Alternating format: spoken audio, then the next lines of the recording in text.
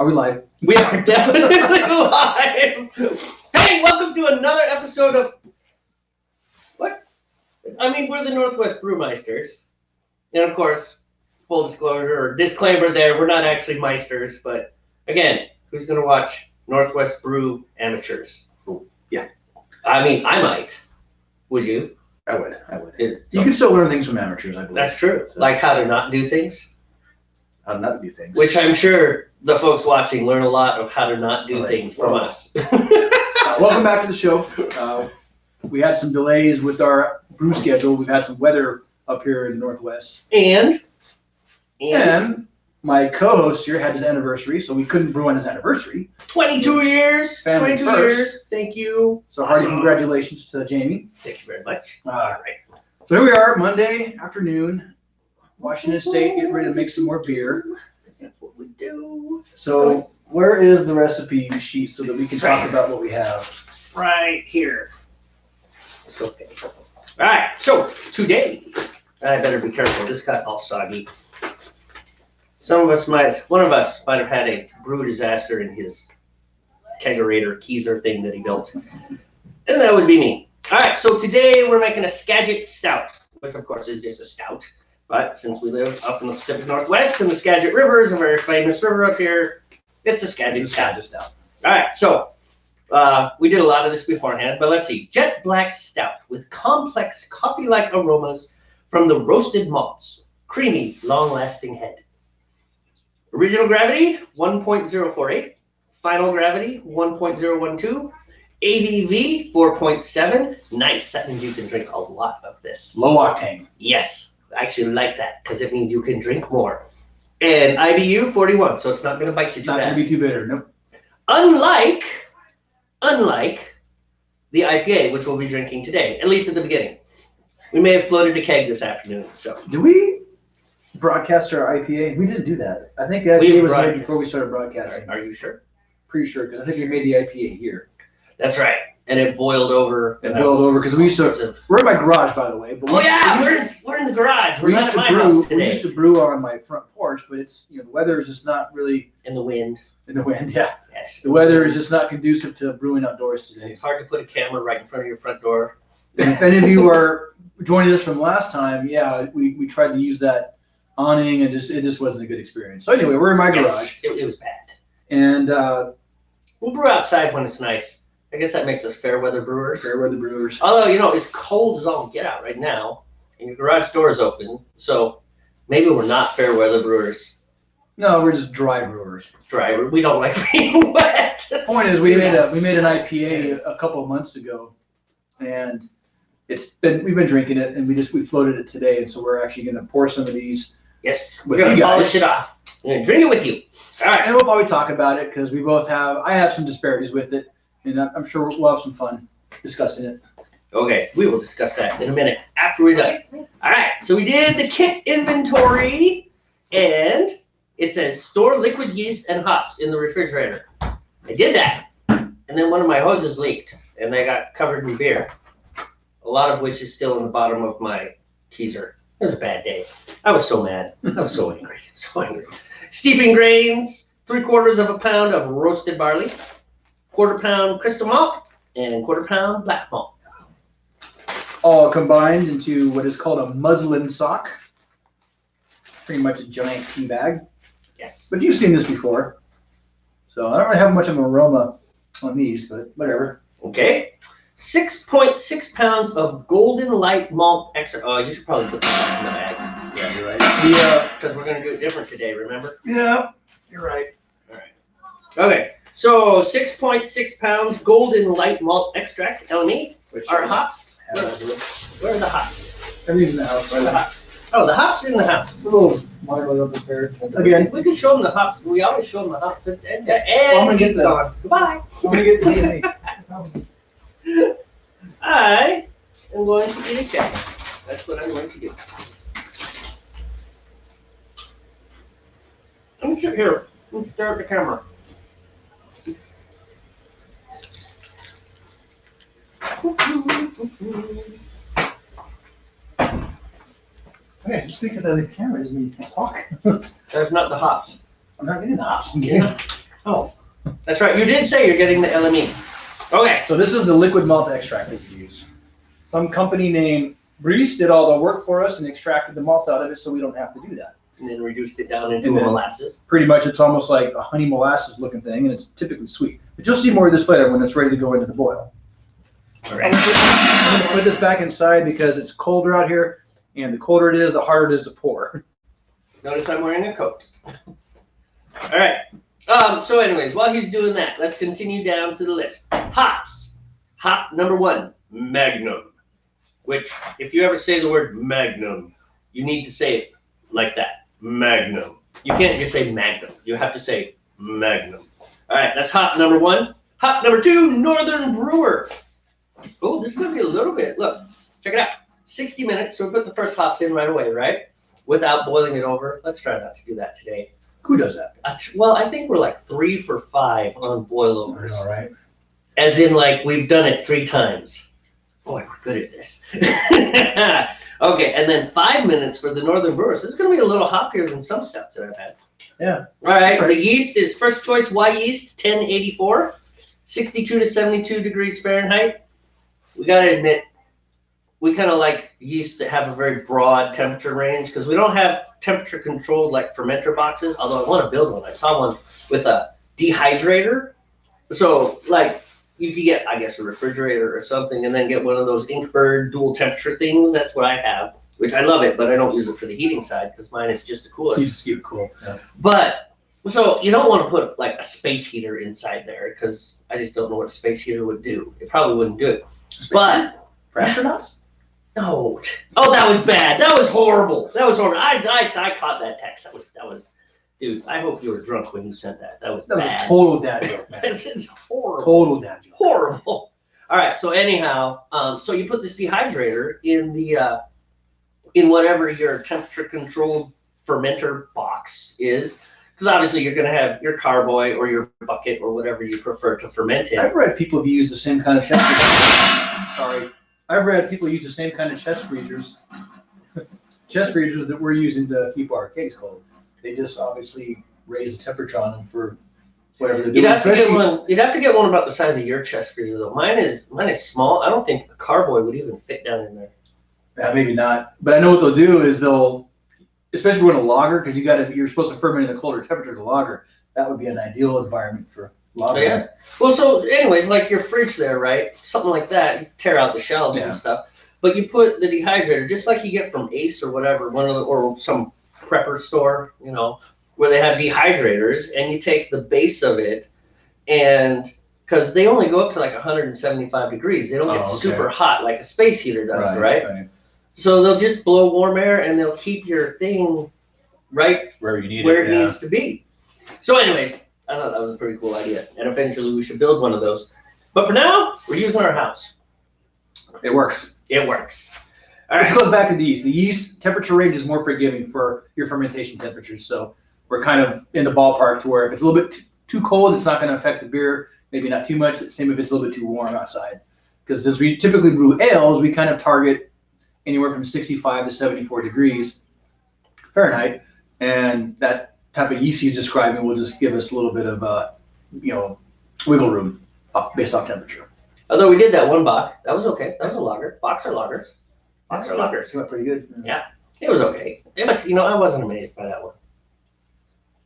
And speaking of not amazing beers, all right. So, anyways, that's what we're doing right now. Speaking of not amazing beers, go ahead. Let's pour this IPA, and let's go ahead and taste it, and we can talk about how you're wrong. Right. And somehow, without dumping it on. One day we'll have a more organized setup. Yes. Like more tables and. Yeah, more tables would be nice. Once we get the brew studio actually built. Give me your glass, buddy. Thank you. I think it'll. Thank you. That is not what an IPA is supposed to look like. If you can see that. What happened there? I think it's because it's the bottom of the keg. That's got to be the bottom of the keg. I might even have to drink pour this one. There you go. Yeah, let's see what happens when I pour mine. Yeah, this was the. It doesn't even feel like it doesn't even seem like it's carbonated anymore. Ooh, yours is even more hazy than mine. You totally got the sludge, man. All right, remember that whole comment about they might learn from our mistakes? Yeah. All right. Tell you what, you stay on camera this time and chat, and I'll go take care of these. Yeah, well, Smells good. There's another partial carboy in there Right? Yeah, I know. that we could try. It might be more clear. I know. We'll try that one. We Yeah, might so- not be drinking this So after all. the tops of the keg were fine. You know, it was dark, but it wasn't cloudy. You know, and full of sediment like that was. So something must have happened when we were siphoning, and we sucked up all the sediment at the bottom of the carboy. You know, which is another reason why we typically do a secondary fermentation, which is supposed to help clarify that. You know, clear up the wort, but we might have made a mistake on that one. So in the meantime, as Jamie's dumping those glasses, we have another partial half-gallon growler, which has the remainder of the keg. Hopefully we took it off the top before we got to this one. In the meantime, I'm going to see what else we have in our kit. Did you finish Well, I didn't read through the instructions yet. I got to the bottom of the ingredients and Okay. started talking. I'm gonna go ahead and just pour this over here. You keep talking. I'll be right there. All right, so we've already activated our yeast, and that's done by breaking the little pouch inside the pouch. And when it mixes with whatever's in there, the yeast will start coming alive. You want to do that about 3 hours before you brew. Yeah, you can use heat, like maybe a light bulb or a warm, semi-warm area as a catalyst to kind of speed it up. If you don't get break your yeast pouch until, later, maybe your timing gets off or something. It's happened to us plenty of times. Even if the yeast isn't fully activated, it'll continue to activate once you put it in your carboy, but we'll get to that later. So we're going to start with 3 gallons of water. We just go to, what is that called? Like those Glacier brand water dispensers where you can fill like a gallon or you can fill a 5-gallon container. Ah, there we go. Yeah, that looks a lot better. It's still too dark, but it looks a lot better than the. What is this rule you have? Because it's an IPA. I don't recall an IPA ever being this dark. This looks more like an amber to me. Well, I guess. Okay, so I'm gonna give it to you on the pale ale. We're all over the place. Sorry. What is the rule on this? I mean, I don't know. It's because it has to do with the grains. The colors of the grains. I know, but well. The types of grains that go in there, like the steeping grains, will affect the color of the beer. Earlier when we were arguing and then saving this argument for the camera, and now we've had the argument, and now I'm backing up because you're right. That is awfully dark. That is not a pale ale because it's an India Pale Ale. India Pale Ale. I was just concentrating on the hoppiness, though. And I don't know what we might have done other than that cold steeping that might have caused it to come out this dark. Did we mix up? Because we buy 2 kits at a time. There is a chance we mixed something up, but I don't think so, man. We're pretty meticulous about inventory, you know what I mean? And then matching up the numbers on the hops with what's on the sheet. So I don't know. So I think it was either just the fermentation process, maybe because we had like double the yeast packs in it. Maybe the dry hopping added some color to it, because was that kind of a bark color? Or what was the dry hop when you dry hop? It was a little bit darker, but it was still green. I mean, it was just, hops are green. I don't know. Maybe someone out there watching has experience with this and can kind of help us understand why what was supposed to be an imperial IPA is so dark. It just, my experience, even like a heavier IPA or more golden, like a dark gold, rather than just almost like an amber ale color that we have here. I guess you've got a good point there. This is not pale at all. Well, I mean, compared to a coal miner, it's pale. Flavor-wise, it doesn't have that hoppy bite to me. You can smell it, but something is like either masking the hops or just, I don't know. I don't know how to describe it. I'm not that much experience with this to really understand. Pretty sure what it should taste like other than the hops. Pale ale. Yeah, we racked it at least once. Are you sure that the pale ale is what I put into the keg? Pretty sure I did. Pretty sure you did. Yeah. Because it was really brewing way too much. Well, remember when we did our first little in-between taste test? Mm-hmm. And we hit the button and it was just pure like goop. Oh yeah. That was awesome. That was bad. That was bad. This is all right. Anyway, I think it's drinkable. It's drinkable, which to me is kind of like, yes, it should be great, but it's drinkable. They're probably laughing at us. I would be laughing at us. All right, I need to get my little makeshift table. Hold on. All right, yeah. Go ahead and continue there. You need to get something. All right, I'll talk about something. Well, we're about ready to pour water anyway, so. Oh yeah, well, so today, so we've been doing this thing where we start with cold water and we steep the grains immediately. And then we bring the water up to temperature while the grains are being steeped. And then once we hit 150 to 160 degrees, we hold it there and we start off timer for half an hour. Half an hour. And that's what we've been doing. And we did this based off the advice of a man named Mark from a couple years ago. Now, to be fair, Mark has won awards. He's won awards. National beer thing. And he's an extract brewer, just like we're doing. He's won awards, so yes, we feel he's credible. Yes, we actually know he's credible. Anyway, so that's where we got it. And that guy was crazy. I mean, did you see his kids when he came in that day? They weren't happy to be there. No, they were not. And he was all excited, and they're like, "Oh God, Dad, Dad's brewing again." Why am I here? And he's talking. He's like, "Look, son, and then you do this, and here, sweetie, don't forget." And then this is what and then he used big scientific words that his kids kind of did one of these. I mean, they were like 9 and 10. Yeah, to their credit, they were young kids and probably didn't care at all. So anyways, today we're doing it different. The point is today we're going to get the water warm first. And then we are, we should light the burner. I guess should light the burner. It's just easier to light the burner when it's not I gotta find a payment plan, man. I think we have one. I got red lighters. Okay. We can do it that way. It's all good. All right, we'll start with this. We're gonna light off. Yeah, go ahead. Just put the pot on the floor, I guess.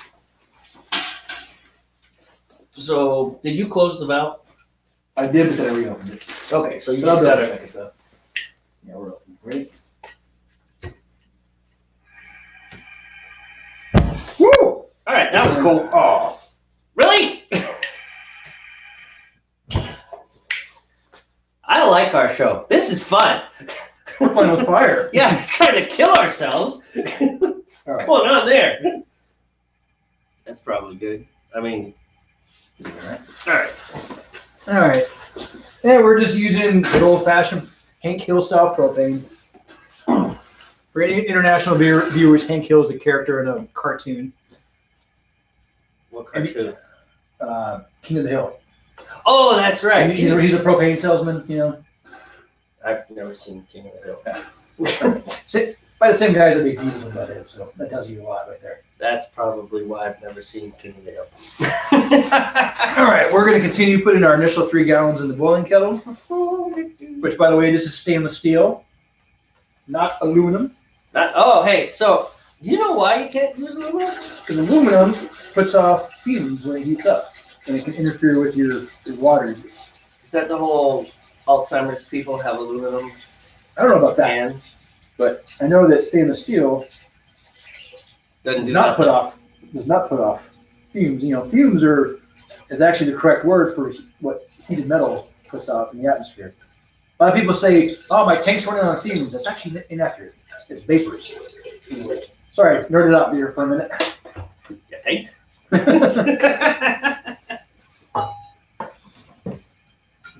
It change. I don't think it can hurt you, but it changes the flavor of the beer. Maybe over time it could hurt you. I don't know if it's related to Alzheimer's or not. I heard something about that. There's the whole aluminum pots and pans and Alzheimer's. Yeah. Do they even make aluminum pots and pans anymore? I don't know. All right, so Everything's an alloy anyway. pay attention to your little side mark there because those things are actually overfilled. So you only want to go up to that one there, which says 12, I think. Yeah, because I overfilled most of them at the place. It's not a big deal, but it happens. it does happen.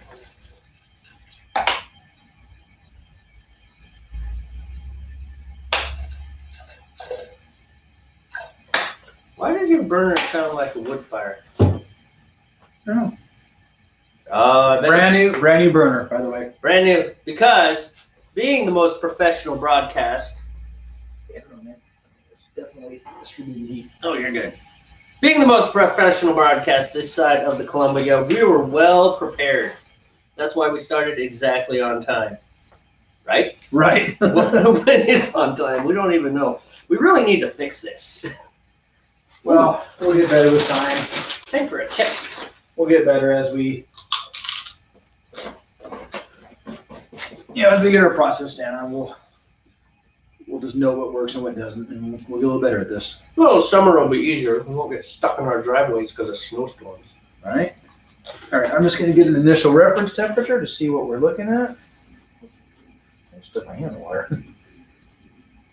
So we're at about 60, almost 65 degrees Fahrenheit. We're going to take it up to anywhere between 150 to 160. And then as Jamie was saying, we're going to do this a little differently. We'll kill the heat and we'll put our grains in at that point and then start the timer. So, before we do that, man, do you think maybe we should maintain the heat today? Here's what I'm telling you. I can see my breath. Yeah, me too. It's like 35 degrees in your garage. And so that method you're talking about there probably works fine at room temperature, quote unquote, like 68 to 75 degrees inside a house that's kept nice and comfortable. Oh no, I agree. We should probably consider that then. Just we'll let it get the temp and then we'll steep, but then we'll maintain the temp. Okay, that sounds like it. I'm just saying because it is much colder than most brew techniques are probably based off. I think. Right. I'm quite certain most folks are based off of average comfort temperature, not hoodies, sweatshirts, and snuggling up close to the burner to keep warm. You drive a good point. Thank you. I'm good at this. All right. So, anyways, that's the first thing. Why yeast and then 5 ounces of priming sugar, but we don't bottle, we keg, so we don't need to worry about that. All right, so that's enough recipe for now. Next. All right. Oh, this guy's gonna have to get Start here soon. Did we ever get more beers? No, I have 4 beers in there, and I can have Brandy get beer if she went to physical therapy. Awesome wives, that's what it's all about. Oh, I'm sorry, I have 5 beers. 5 beers? Oh, well, you don't need to call what brandy then, huh? 5 beers and a whatever the hell this thing is. Some kind of Italian soda, some kind of Italian soda that's alcoholic. Oh, nice. Where's my coffee cup out here? All right, so where are you going? Goodbye. So, you know what we're going to do next? Let's look up stouts. I mean, stouts are pretty well known, but we like to talk about beer. And so, let's talk about beer. All right, so for those of you, if you can hear me, for those of you that wonder why I'm getting up and down a lot, I have a sink full of water and bleach, and that's where I'm sanitizing the other components that make up our brew kit. Things called a water lock, my big funnel, a bung. It's like a stopper with a hole in the top of it. You know, it's fun to say that word. Bung, Bung, bung, bung. Let's try it with us. Bung, bung. bung. And so what's important about the brewing process for anybody who's new, sanitation is very important because you don't want bacteria getting into your wort once you're done with all your boiling and you get it in your big carboy, which we'll show you here a little bit later. Because bacteria, once it enters that, it's going to ruin the beer. And unfortunately, you won't really know until you go to taste it, and it just tastes awful. It may not necessarily make you sick or hurt you, but it's just going to taste terrible. So I read somewhere that beer does not support harmful bacteria. Right. That's what I said. I don't think it's going to hurt you. It's just going to taste unless terrible. Drinking something so nasty that you want to vomit counts as harm. Well, right. I don't know. We did that once. It won't be. Let me rephrase. It won't be toxic. We did that once. That one beer. That was not a good day. The one where we were drinking too much while we were brewing? Yeah, oh man. So we might have got a little buzzed, blasted, and it was so bad that we had to have Steve's wife read the recipe for us. And I'm thinking maybe your wife can't read. We should blame it on her. Okay. Because the other option is to blame it on us. Regardless, we definitely did not sanitize something, or the we beer got something. infected, and it was So nasty. So sanitization is very important when you're brewing. You know, all it takes is forgetting one little thing, and you can ruin your whole batch. But for example, the folks that like to bottle, a lot of first-time brewers who bottle, they'll be very meticulous about everything. But the one thing they do forget to sanitize will be their bottle caps, and so they'll get the bottle cap on there, and 6-7 weeks later, whatever, they'll crack that beer, and it's just terrible, or spews everywhere when they open it up because of all the pressure that's built up in there over time. I've heard stories of people conditioning their their beer in the their new beer in the bottle, but then it just gets so full of pressure the bottles actually explode in the fridge or explode in the closet where they're conditioning. So you got to be pretty careful. Cleanliness does matter. Bleach is real common to use. There are some specialty products out there that you can find at like brew supply stores. Star San, yeah, Star San sanitization. It's like a detergent, powdery detergent. You mix it with water. We are suspicious, though. I'm suspicious. Yeah. Yeah, because there's the one guy who brews, and his beer has that taste. Yeah, it does have a weird aftertaste. And I know I've seen him brew where because apparently with Star San you're supposed to be able to just spray it on and then just go straight to brew it. See, I disagree with that. I believe it's effective to sanitize, but I'm gonna rinse. Yeah, I'm always gonna rinse my equipment before I actually start, doing any kind of brewing or whatever. And since you're doing that, you might as well use bleach. Because it's cheaper, a lot cheaper. Now, the one exception will be the kegs. I do prefer using a powder detergent in we're called Cornelius kegs or corny kegs that we use. So, reason being is those are stainless steel inside. And I just don't know if the bleach is going to affect the metal in any way. And they also have like a rubber ring inside. It's a seal. It makes it's a seal to keep pressure. And I don't know if that bleach will damage that rubber or not. So I do prefer a specialty product for it, cleaning out kegs for that reason. So you sound like you almost know what you're doing. I kind of do. I'm glad I know you, man. Because I just put stuff in a pot and then throw yeast in and see what happens. That's probably how they discovered how to make beer or some other things. Well, did you see the movie How Beer Saved the World? No, we've actually talked about what? That. It's on YouTube. I have not seen it yet, man. Man, it is actually on YouTube. How are we doing? We're at 100 and it's climbing pretty rapidly. Yeah, I see this. 114. Okay, so we got a little bit to go. All right, should I read about Stout? Yeah, let's give them a quick lesson on Stout. If you don't know about Stout, by the way, at any point in time, we do monitor for comments and stuff. So if you have something to say or you know something we don't know, which is highly likely, by the way, just shout it out there. Yeah, please try. We'll try and get an answer to you, or we'll have a discussion because discussions are fun. All right, Stout. A dark, tough fermented beer with a number of variations, including dry stout, oatmeal stout, milk stout, and our favorite, imperial stout. Mm-hmm. The first known use of the word stout for beer was in a document dated 1677 found in the Edgerton manuscripts. The sense being that a stout beer was a strong beer, not a dark beer. Interesting.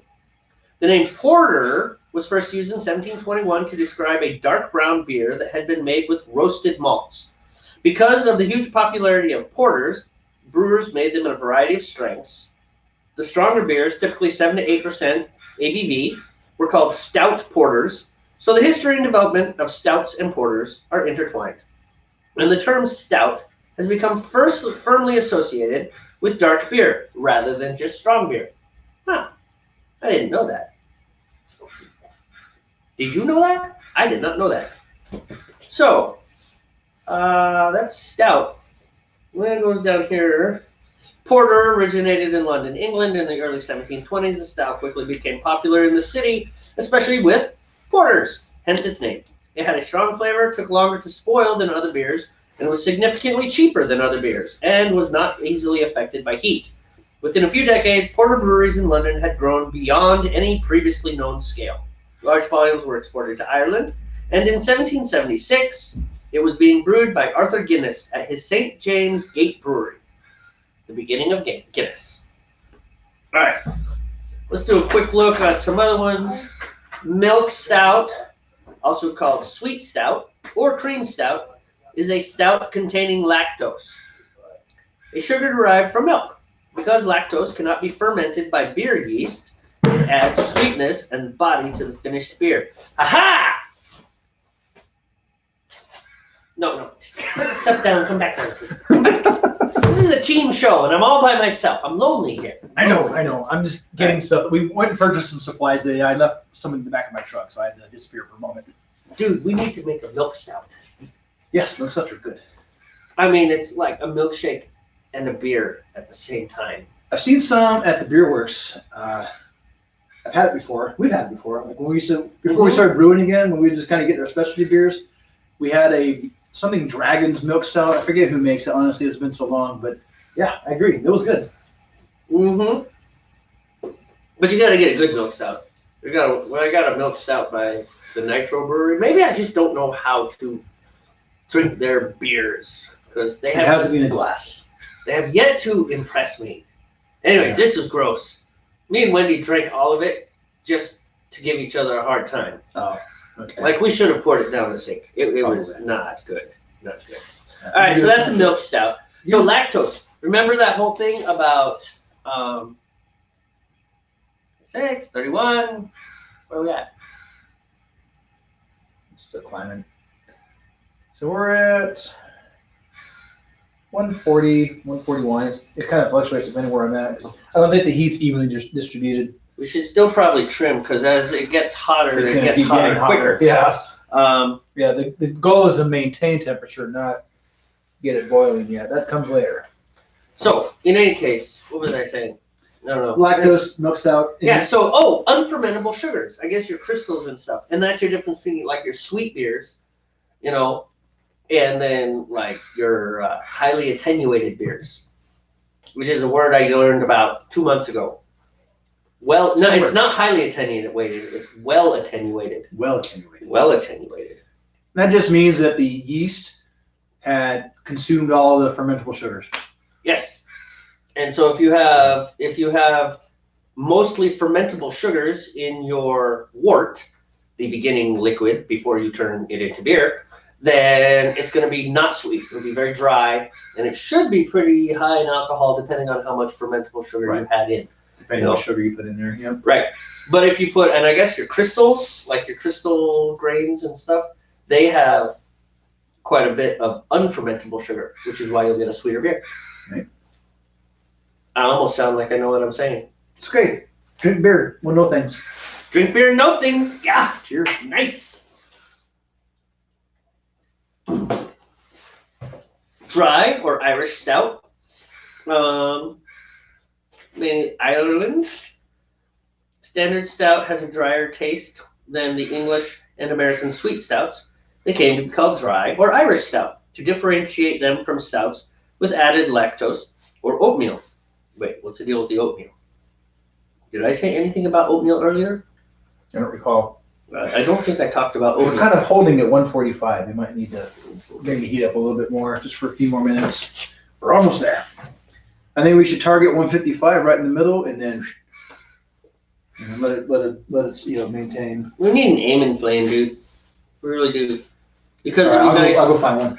No, not right now. I mean, I will not go find one. Today it's cold enough in here right now that I think we can just fiddle with the thing. But it'd be nice to be able to turn it off and then just as needed. Yeah. Because while that was amazingly amusing when you almost blew me up, I'd rather not almost blow up again. I mean, now, to be honest, you almost blew yourself up. So, hey, I love you, man. I like the way that you're there with me when these things happen. You're losing eyebrows. I'm losing eyebrows. We're going down together, bro. Drier Irish stout, oatmeal stout, porter. We already talked about porter. So, I don't know if you're here. You left while I was reading. So, stout only refers to strong beers. But because stouts and porters were kind of developed together, stouts became known as dark beers, but actually the darkness of the beer has nothing to do with it. Okay. If you can believe Wikipedia, and there's lots of really good footnotes. Wow, there's 54 references on this article. I believe them. These guys did their homework. Commendable. Yes, and of course the nice thing about Wikipedia is you go out there and smart people love nothing more than tear apart Wikipedia. That's right, than to prove other smart people wrong. Right. So if you want a good Wikipedia article, just say something wrong about whatever you're talking about it, and smart people will let you know. They will fix it and they will edit it, and then you'll have a good article. That actually is one of the nice things about Wikipedia, is that other people can edit it, and smart people love to prove other smart people wrong. That's an interesting thing. Well, accuracy is important, I just think it's like this wicked little, haha, I'm better than you. It probably might be a little elitist in there too. I get that. No offense to the smart people in the world. We love smart people. Don't worry. We think we're smart. We're smart in our fields. I think we're smart. We're smart. I know we are. We is smart. Oyster Stout. But not arrogant about it. I hope you guys are seeing this as fun. That's true. Modesty is one of our best qualities. Both of us. We're incredibly modest and humble. And then Imperial Stout. Let's just skip to Imperial Stout because really, let's be honest. Why would you brew anything but an Imperial Stout? I don't know why we brew all these other flavors. Why are we doing this? Why have we done Because it's a learning experience. Learning. I graduated from high school a long time ago. And I graduated from college, too. Twice! That's long. No, just kidding. You shut up! No. I only had to pay a little bit extra to get out. I don't know, man, because we like trying different things. No, I'm just being silly, man. There's a million times. Dude, I'm gonna write that song. That's gonna be our theme song when we get a theme song. We're gonna have a theme song. It'll be at the beginning. And maybe in the interims, and then this will be like a 5-hour broadcast every 2 weeks. Maybe. That'll be sweet, because then we can step away from the camera and play the theme song while we go do things like go to the bathroom because we've been drinking beer for 2 hours. I also wanted to introduce kind of a technical side to brewing as well. I have some ideas. Segue, yeah, good word. I have some ideas on how to do some automation with the monitoring of, keg beers in the cooler, and I want to build it myself. Well, that is true. In your other life, you are a software engineer. It would be fun. You should kind of probably share that do with you things guys. like that. Yeah, kind of include some of that process in the brewing with you guys, and then you can see the technical side of it, or at least making it technical. I'll give you a basic idea of what I'm looking to do. My chest freezer is so wide. I really don't know the width of it without going up and measuring everything. And the idea is to keep hopefully three full kegs at a time in there. But I don't want to have to go shake the keg and and move it around. I want to know what the capacity is, what the volume is. And so I'm going to build, using kind of IoT technology, I'm going to build a little array of pressure sensors that will measure the weight. And then as the keg gets consumed, it'll just, they'll have like a live feed or whatever. I haven't decided that part. Maybe a web page, I don't know. But it's always going to be able to let us know how much volume is left in each keg until it's empty. And we can even set warnings on it to where like, hey, you're almost out of beer. And so we can rectify that pretty quick. So just one little idea that it's floating down, that's coming, it's coming down the stream there. And we'd love to share it with you. Maybe you guys have done the same thing, or have some ideas, that we could all talk about together. Who knows, man? Maybe this could become a very technical beer brewing show, or maybe it won't be. Who knows? Technical? Well, I mean, we have to maintain our level of professionalism, right, dude. Well, I also want to create a CO2 kind of manifold system and build between my chest freezer and the wall that's adjacent to my office. I want to cut a section out and build man cave. Thank you. In the man cave, and build out or cut out a section of drywall, and then build kind of like a tap system and make it nice and finished, so it looks kind of like a tavern or a pub. So where if you're hanging out, you can just come grab a beer. That's the idea, at least. But it hasn't. The first baby steps right now are just getting the technology in place for it. So yeah, we're gonna have to do some stuff in here. Yeah, my garage is going to be definitely modified to fit the brewing process a little bit. This is the first time ever we've brewed in my garage. There's usually a car sitting right here. What's behind the camera, there's a motorcycle or a workbench. I mean, there's not a whole lot of room in here, believe it or not. You're ruining the magic. It's okay. No, it's I'm not. just giving people an idea that we're real people just making do with what we have. We are in a cavernous professional studio that we have carefully crafted. We put all this crap behind us on purpose just to make it look amazing. Why did you don't tell them the truth? Look, there's the beach. Oh, sure enough. Look at that green screen. Kill me. That's funny. It's a good thing I laugh at my own jokes, man. Hey, let's look. All right, let me do a temp check because we're getting close. Yeah, good idea. Good idea. How do I go back? Come on, I know there's a back button. I can smell the fumes coming off this metal. Where are we at? 158. We need to go ahead and we're at steeping temperature. Yeah, trim that down. Other way? Yeah, that's gonna forever be the way it goes. Okay. So we are at steeping temperature. Spoon? The spoon? The spoon? Oh, then I'll tie on. Okay, thank you. Give the spoon right back. What we like to do is tie our muslin sack to our stirring spoon. We don't really need to stir anything for a long time. This kind of gives us enough length to tie.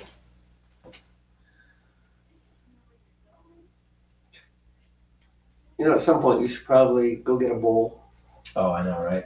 Because it's not like when we're out in the yard where you can just throw it in the grass. Unless you like a sticky, malty spot on your driveway floor. No. Would not be my first choice. All right. So now we're just going to submerge this like you would a tea bag. Oh, here, you know what? What? Oh, timer? Let me get my timer set up. Yeah, I'm monitoring on my phone. Yeah, this should have been done already, so that's all right, though. All right, we're going to do 30 minutes steep. And in this case, we're going to maintain temperature. We should probably note this in a journal, how we're doing it this time. Not today, necessary. I mean, but just before we can watch the whole broadcast. You're right, we can. We have a reference right there.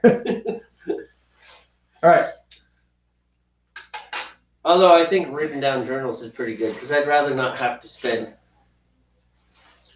41 minutes to try to find the mark. Find where we talked about this now. It's all right. Next time. Next 2 time. weeks. 2 weeks. In 2 weeks from now, we will, actually less than 2 weeks, 13 days, because we're going to get back on the Sundays, because I always have Sundays off, and next Monday after work. Yeah, I'm only off today because it's a federal holiday in the United States, so otherwise I would be at work right now. Ooh, Gallery of Imperial Stouts. What is that? No, it's just a bunch of pictures of beer bottles. That's not nearly as cool as it seems. Oh, there we go. No, oh, there's the back button. Oh, there we go. Oh, look how dark it's getting already. Just with a little bit of sloshing around. All right, let's see how we're doing. Go. I want to do search engine. I'm kind of liking the Beer Advocate. Where is the Beer Advocate? Stout. Killing it for now. Beer. It's because it's too hot. Is it too hot? Well, you gotta do what you gotta do. I'll go find. I mean, it's like right at the upper boundary. No, I understand. You're cool, man. This is cool. Come on, Beer Advocate. I like the Beer Advocate. But here, while he's looking for Beer Advocate. I'm gonna go get that aim and flame. All right, you do that. I'm gonna eat a chip.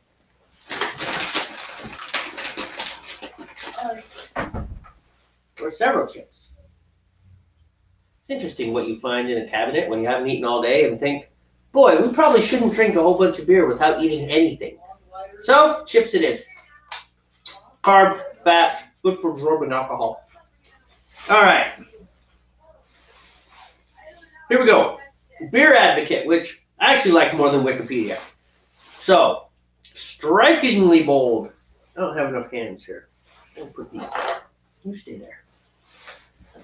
Strikingly bold and undeniably beautiful, the American Stout beer style blends generous amounts of dark malts with American hops to offer an adventurous experience that is unmatched by other styles of beer. Are you afraid of the dark? When it comes to American Stout, don't be. Allow your senses to run wild with this deceivingly sophisticated take on a European staple. Like many other beer styles that have become prized by American brewers and beer lovers alike, American Stout is a distinct variant of a European stout beer counterpart. True to style, American stouts showcase generous qualities of the American hops fans have come to expect, and much like other stout beer types, American Stout can be enjoyed year-round, but is commonly considered a beer for the fall or winter months. Now, if you ask me, that whole fall or winter month part is just, okay, yeah, sure, whatever. I got beer on my glasses. What's on that side? That's better. Oh, wow. No, it's not. Now it's just a beery smear. Okay. So that's the American stout. Scroll down. Wow. Look at all these. Kalamazoo Stout by Bell's Brewery. Chocolate Stout, Rogue Ales, Obsidian Stout, Deschutes Stout, Sierra Nevada. Chicory Stout, Dogfish Head. Java Stout, Cherry Stout, Mean Old Tom. Tre Blueberry Stout. Aphrodisiaque.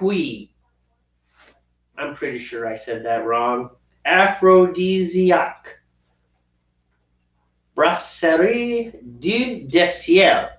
Right, that looks French. I'm pretty sure that's French. So what we're going to do is we're going to ignore half of the letters and just go aphrodisiac. Say it in American. This is bad. Look over there. No, it's okay. We'll just blow up again. That was fun. All the hair on my hand is gone already, so we don't have to worry about that. I'll buy another one and I'll keep it here. I won't let my kids use it. Probably a good idea. We probably have a lockbox. Or like Secret stash stout. I won't let anybody touch it. Okay. Bosun Chocolate Stout. Rhinelander Brewing Company. Are you kidding me? Seriously. I don't know what's gonna ring. No, I can't help you. The most professional broadcast this side of the Columbia River. Oh my goodness. You know what? I thought I might have had one up there. I'll turn off my ringer. That's okay. I think it's funny. One problem is the ringer's tied to the timer though. Just let it go, man. I didn't know he was gonna call. You can always ignore it. I did. She did. And then I gave you a hard time about it. And that was fun. What are we looking at? 156. Okay, We're still doing all right. We're still doing fine. Do we actually have any viewers? Or is it like Tom What? from... Do we actually have any viewers or is it like Tom from MySpace? Tom from MySpace. All right, we're viewing ourselves. So. It's all right, man. Such troubles, we must forge ahead. Anyways, ooh, naked fish. Indecent. Fish have absolutely no morals. So that's American stout. Do they have? Let's go back.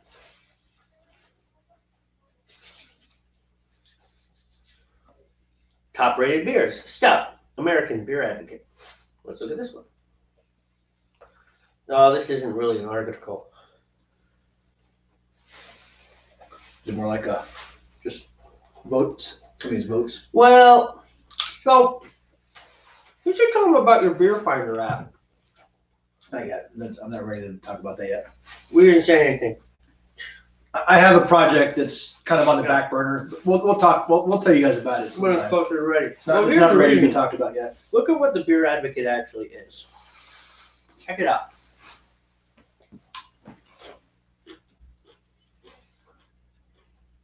So it looks like it's somewhere where people share their own recipes, and then people brew it and they rate it.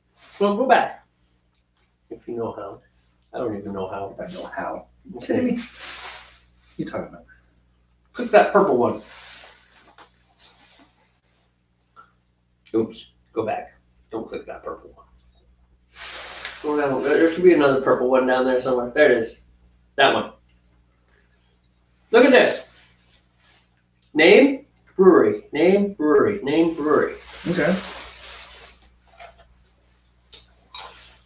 I know Sierra Nevada. They're pretty Deschutes. They're. I like Deschutes. They're all right. These are all pretty big name breweries. So this looks like it's possibly it's a rating system where people are voting on it. Yeah. Doesn't necessarily mean it's definitive, you know. But it's like where you can get these beers, which is all right. We've said too much. We'll keep it in the box for now. Cool. Yeah. Where were you going with that? I don't understand where you're going Well, with it just is like, oh look, this is your idea, but it's kind of here and it's different. that. Oh no, that's not anything close to what my idea is. Not anything close to that. Are you sure? I think it's close to your idea. I like your idea. I think your idea is good. It's too bad we can't talk about your idea right now. No, I don't want to talk about it yet. Okay. I'll tell you why later. Later. Off camera, I'll tell you Off why. camera? Yeah. You don't want to hold secrets from these people, do you? Right now, yes. No offense. Okay, so There is a method to my madness. Just what are trust we me doing on it. next? We're waiting. We're waiting for the steeping. We have about 21 minutes left. So what do you want to talk about now? I don't know. Do we have anybody say anything? No? No, there's no one to talk to. Just me and you. We actually have to talk to ourselves live. Again. Can't stare into a screen. So we have a sample comment. We do have a sample comment. We always have that sample comment. Hey, at least this time Our feed we're is... broadcasting. Last time, hacks people. Geez, that was a mess. We just had to go totally on faith. We're not... Yeah, don't worry about that. Okay, I guess the phone is still actively updating, but that web page is not updating. Yeah, I know, but It's fine. it'll be okay. Trust me. Because look, we'll go out of here. Okay, this is really unprofessional. This is really bad. We need to not do this. All right, hold on a second. I'm going to try something here. Okay. Oh, that's what I want. Oh, what is that?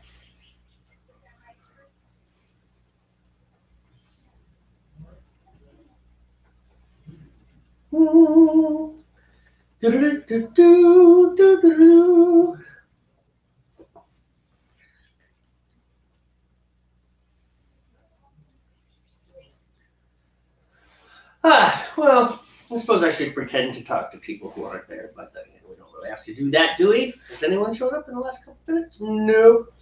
And there's me checking you, checking me. All right.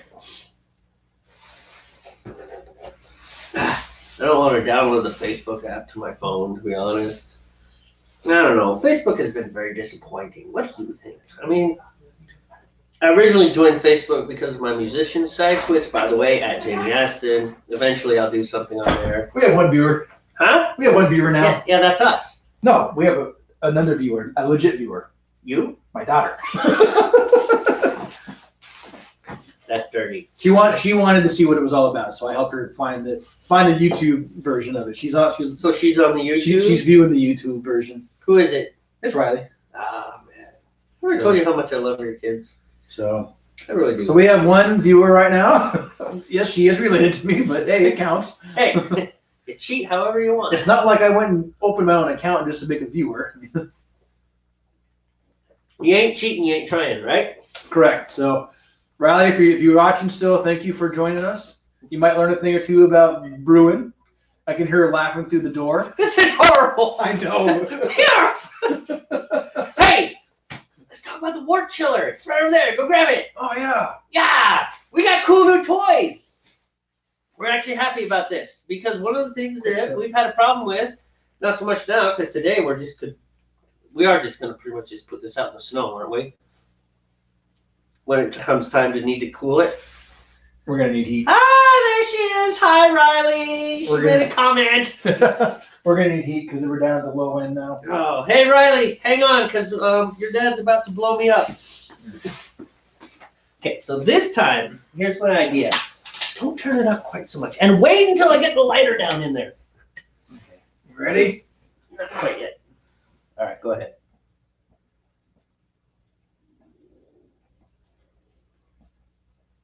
There we go. Much better. Look, still got hair on my hands. Still got my eyebrows. All right. Try to get that started. All right, we're still doing all right. Yeah, it wasn't much. You know what, kiddo? Later on, you can watch the replay and watch where your dad tried to kill me. It was kind of funny, actually. I'm talking to this computer. It was kind of funny, actually. Talk to the camera. All right, we're still good at 150 degrees.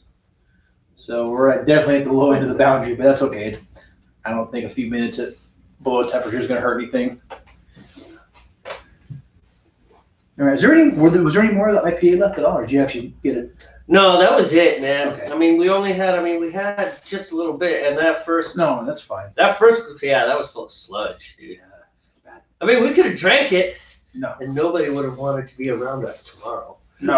If anybody doesn't know, beer sediment, like in the brewing process, it can be very high in protein, which means you might give you some belly gas.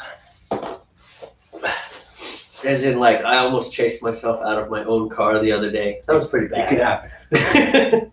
Wow. That was Well, you know amazing. what? I have those 5 beers in there. If anything, we can ask Mama to run the store. Okay. Well, where's this? Grab it. She's at therapy, or physical therapy. So You should probably send that. What do you want? Something light-ish. Something that's easy to get. Yeah, we should probably just go by the one close by Market there. Does she kind of have a guess at what you usually like? Yeah, Probably. she'll probably grab like an IPA because she knows that's my main drink. If you're okay with IPAs, I'm totally okay or with I that. can specify something. You know what? I'll be honest. I like hazy IPAs. So When we're in the hazy IPA world, I like hazy IPAs. And I also like pale ales. You know, we could pretty much spend the rest of the broadcast deciding what kind of beer we're going to ask your wife to get us.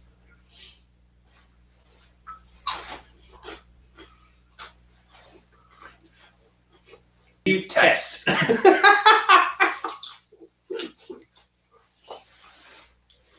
Okay. We never got the wort chiller. I know we got distracted. All right. That's true. That happens all the time. All right, go grab the wort chiller. That is cool. And that is cool bean stuff.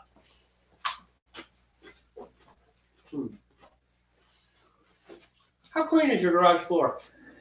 I wouldn't trust it. Can I eat that check? I wouldn't do it. So I can't see the monitor because it's not working on the website. Look there.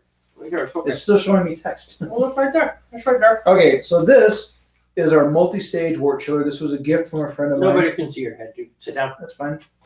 Sit down. Okay. So we use this multi-stage. We have this part, which will actually connect, I had it upside down, this part, which will actually connect to this part. The idea behind this is this plugs in, or this screws into your water source, whether it's a faucet or your hose outside. This smaller coil will be submerged into, we'll say, like a bucket full of ice water, so it's really cold. This one, which has 2 layers of coils in it. If you can't see, if you can see that, you can see that 2 layers of coils inside. What this will do is actually get submerged down into here when we're ready to cool it off. And the idea is that super cold water will run through these coils and rapidly cool the wort, because you don't want to pour your wort into your carboy. Well, I guess it'd be okay in the carboy, but you don't want to put your yeast in there if it's too hot. That's a big thing. Anything over 80 degrees can actually kill your yeast. Kill your yeast, and then you just made nothing but wort. So, And go ahead. You've mentioned before that you've thought that we pitched our yeast too soon. Yeah, A couple beers because it had some weird flavors. It has some flavors. What if you pitch your yeast with your wort too warm? Not necessarily where it kills it, but where it's just too warm. The yeast is part of the chemical process, which I don't know all the chemistry really yet. It changes the flavor of the beer, and it makes it sweeter in some cases. Sometimes it even tastes kind of like apple, like an apple, almost like an apple cider aftertaste. And there's a name for that. There's a name for that. I don't really remember what it is, but it's happened. So that's why it's important that you chill your wort down to below 100 degrees Fahrenheit, and in some cases you want to even go lower than that. It's okay if you pitch your yeast when it's down to like maybe 65 degrees, and even depending on the type of beer you're going to make, you might want to actually pitch your yeast even at lower temperatures. But this is a wort chiller. In this case, it's a multi-stage wort chiller. And we just got it. It was a gift, and thank you to Reed who gave us this. So you rock, dude. we're going to hopefully get to use this either, if not today, then maybe the next brew day. So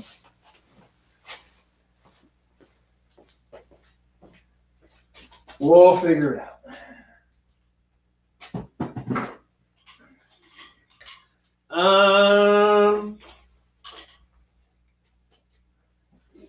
What do you want to go to? Who should we try? What do you mean? How about brewlosophy.com? Velocity. Yes. Cool versus warm in an American pale. No. What temperature should wort be? Pitching yeast at higher temperature. Okay, we're maintaining just shy of 154 degrees, so we are good. Wow. Wow, really? Yeah. And we have Damn, we're good. 11 and a half minutes left on the Sweet. Should we, we haven't moved that at all. Do you think we I should? can move it. Oh, okay. Yeah, I've been doing the little swishy. Do you remember what we're brewing? Oh, a stout. Skagit stout. Skagit That's right. stout. Yeah, This is really bad. This one, I believe, is just kind of a quintessential stout. You know what I mean? It's not like a special stout or an imperial or a milk. It's just a basic American stout. I believe. Let's try this one. Homebrewsupply.com. It sounds good. Ooh, that's a big article. There's lots of words here. Why can't I pitch yeast at a higher temperature? There you go. No, I don't want to subscribe to your newsletter. Thank you very much. Do you clean and sanitize everything that touches your beer? Do you make sure to buy the best hops? Do you spend countless hours poring over blogs, whether you should ferment in plastic or glass? Many homebrewers take all of the great steps, but at the end of the brew day, they forget the wort. They forget to get the wort to the optimum temperature for their yeast, fail to pitch the appropriate amount of yeast, and fail to control the temperature of their beer as it ferments. Now, I gotta admit, we're bad about that. I put it in the corner, and it just is what it is. So, which is why we like yeasts with broad temperature ranges. 10 degrees, 15 degrees. As long as your fermenting location stays fairly constant, that's okay. Only if you start getting really complex beers, or if you're trying to achieve some kind of certain thing, then I think it really matters where you want to change the temperature of your fermentation, because sometimes you might want to make it colder or warmer depending on what you're trying to achieve. Us with these basic ales, it's fine. You know what I mean? Your daughter's awesome. So she has 2 accounts. She logged on the other one. So Are you now we have serious? 3 viewers. maybe she has 2 accounts. She says she has 2 accounts. You don't. Why do know you about have 2 accounts? Why did you know? You can't. All right, so here we go. What we're trying to do is find the name of what you said. Out of all the steps, cooling the wort to proper temperature, yada, yada, yada, are absolutely without a doubt most important steps. Do you want to brew a better beer? Yada, yada. What does your yeast need? Yada, yada, yada. There's a lot of words here. We should probably paraphrase. I'm trying. That's what yada, yada, yada, yada, yada is paraphrasing. Oh, okay. It's basically, we're going to skip the garbage here. I mean, it's not all garbage. It's actually not bad writing.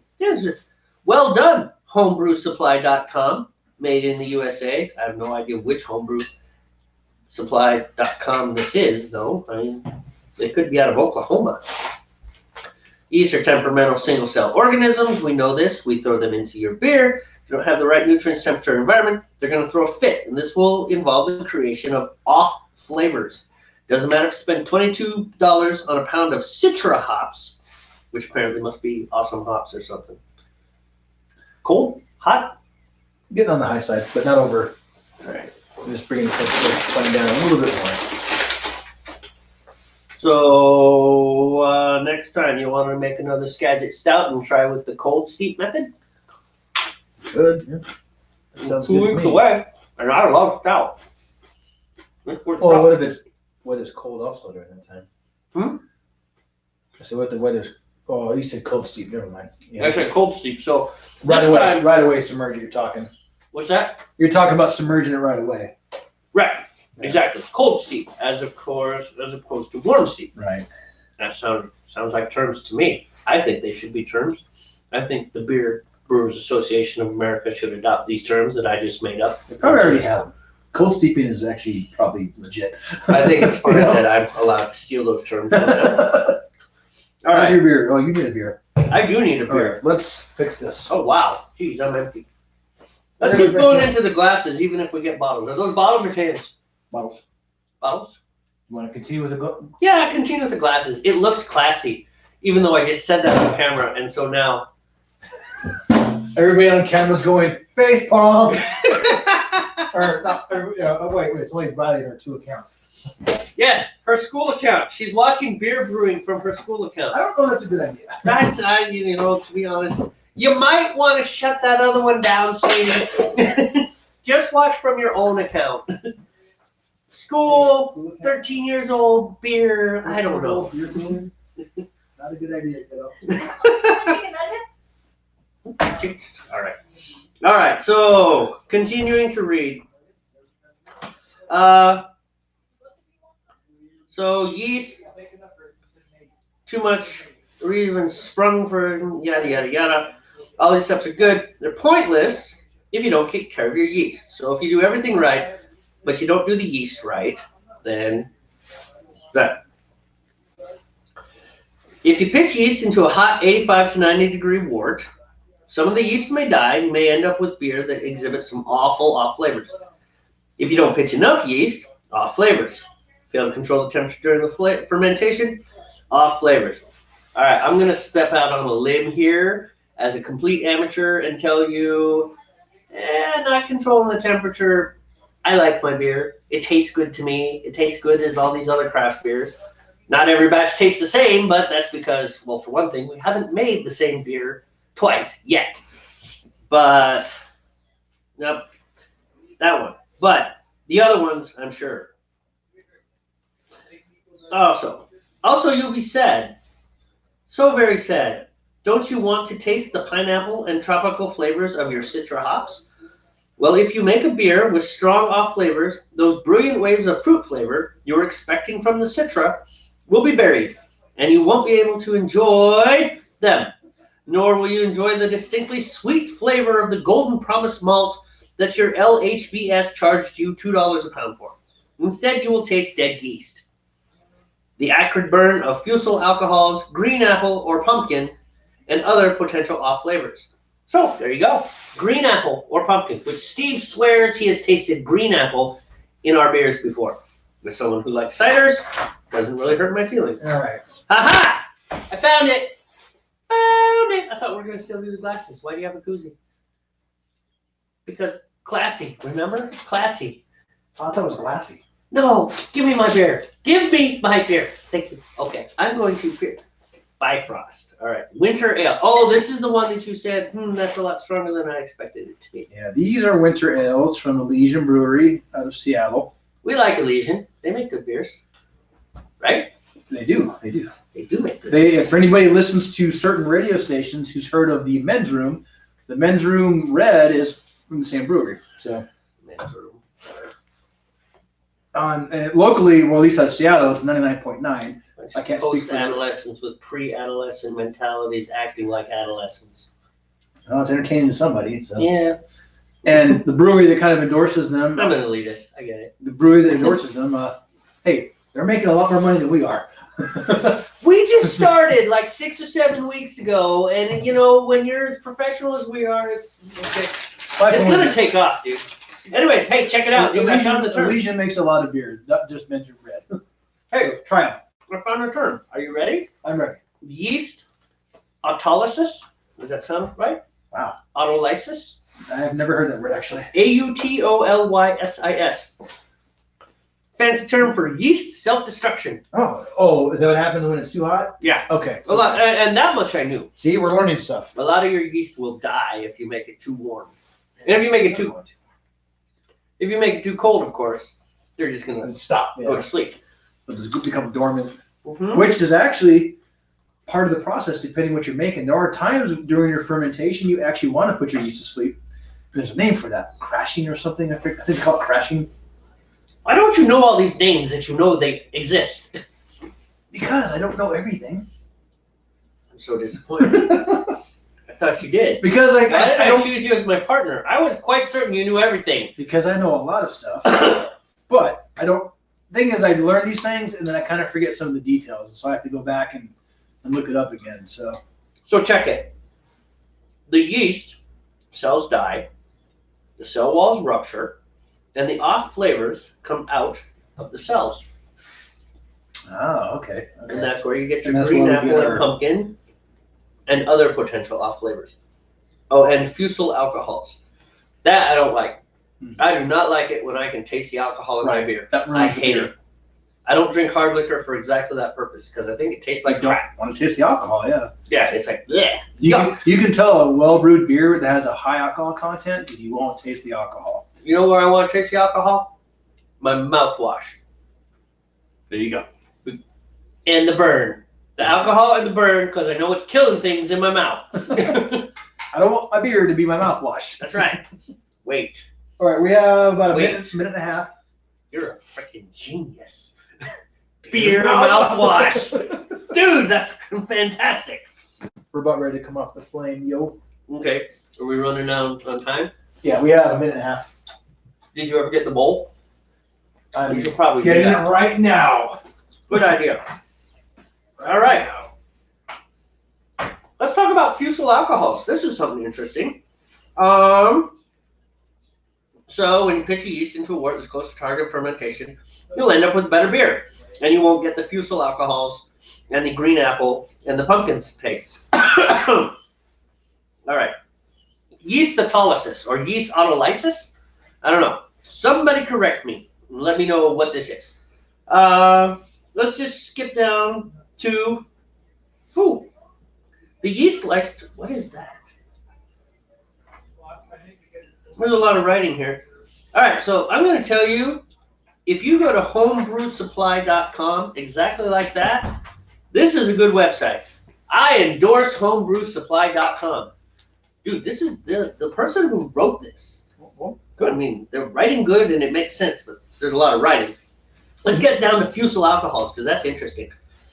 And just for the record, we have no sponsors. So any websites or brew supply places we mentioned, we're not getting any money from them. We're talking about them because we either use them or we're impressed by the content they provide. So maybe it could be useful to you as well if you're deciding to learn how to brew.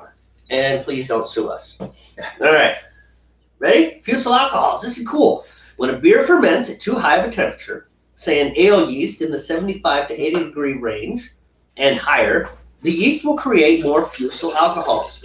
Renowned home brewer John Palmer, the author of How to Brew, has likened fusel alcohols to cheap tequila. Great. Essentially, you're going to taste the burn, but not in the fun, chest-warming type of way you get from a nice schnapps. This burn will be more like Jose Cuervo, or box wine, or cheap grain alcohol. Oh. You'll pucker, wish the beer had been a better mouthfeel and flavor, and also wonder why you were tasting alcohol instead of those quality ingredients you spent so much money on. Holy crap, dude, you were right. I know I was right. Just kidding. I'm not that. Modesty, again, your best quality. I know, man. That's Well, the thing I love about about it. I didn't know that term, but I did read about. What is that thing sticking out of the bottom of it? It's just the. Oh, it's just a string? Yeah. It's just,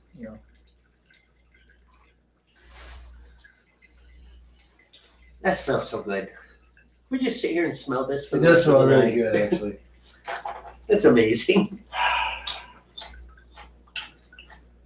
So what else should we learn? We should dedicate today's episode to yeast. I guess so, since we're There's a rolling lot of on stuff it. we can learn about yeast. Okay, ready? Green apple or fresh cut pumpkin. Homebrewsupply.com. This is amazing. This is a really good site. Yeah, I've never had the pumpkin flavor, but I've had the apple flavor a lot. If I knew how to favorite things on my iPad, I would do that. No, I don't want to learn right now. You don't even own an iPad, do you? I do that. Okay. All right. Okay. This is acetaldehyde. Formaldehyde. So acetaldehyde. I'm going to say how that's. Usually I'm pretty good with words, but these words are really weird. So let's call it acetaldehyde because formaldehyde, acetaldehyde. Grabbing the malts. Do that. ACE. Should I get this? Oh, no, I shouldn't. Did you turn? He turned the flame off again. When he comes back, we're going to ask him if he bought a ladle yet. All right. Did you buy a ladle yet? No. No, I have a ladle. You have a ladle? I just gotta bring it out. Ladle. Ladle. All right, we better do this before those things get cold. Yeah. Okay, so next step. Here we go. Tons of fun. We'll read it just for grins and giggles. Yada yada yada. Steep the grains. So we just finished steeping the grains. After 30 minutes, remove the grain bag, discard. Do not squeeze. We don't know why that's super important, but it is. Probably because there's some sort of bitter gunkies inside the grains. So add all the extracts to the kettle. Do your best to fully dissolve them before applying direct heat. You now have wort, unfermented beer. Bring your wort to a boil, watching carefully for a boil over. I'm just going to tell you right now, we're going to try hard not to boil our beer over, but we don't have a really good track record. Ready? We do better than I think. Give ourselves credit for it, yeah. Dude, we've got like 2 gallons of beer soaked into your lawn.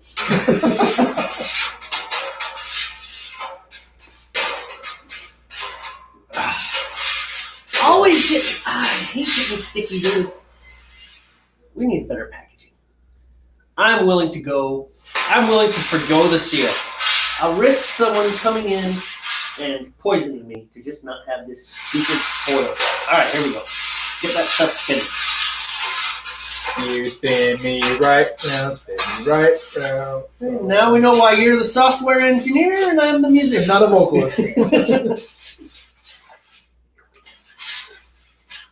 Yeah, look at that.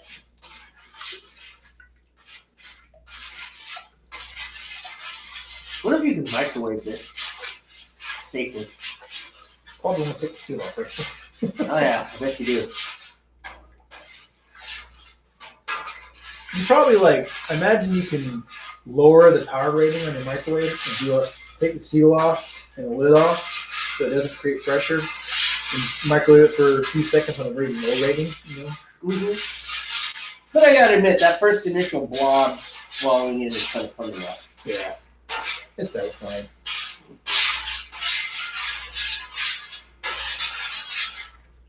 Here, wipe that off of there.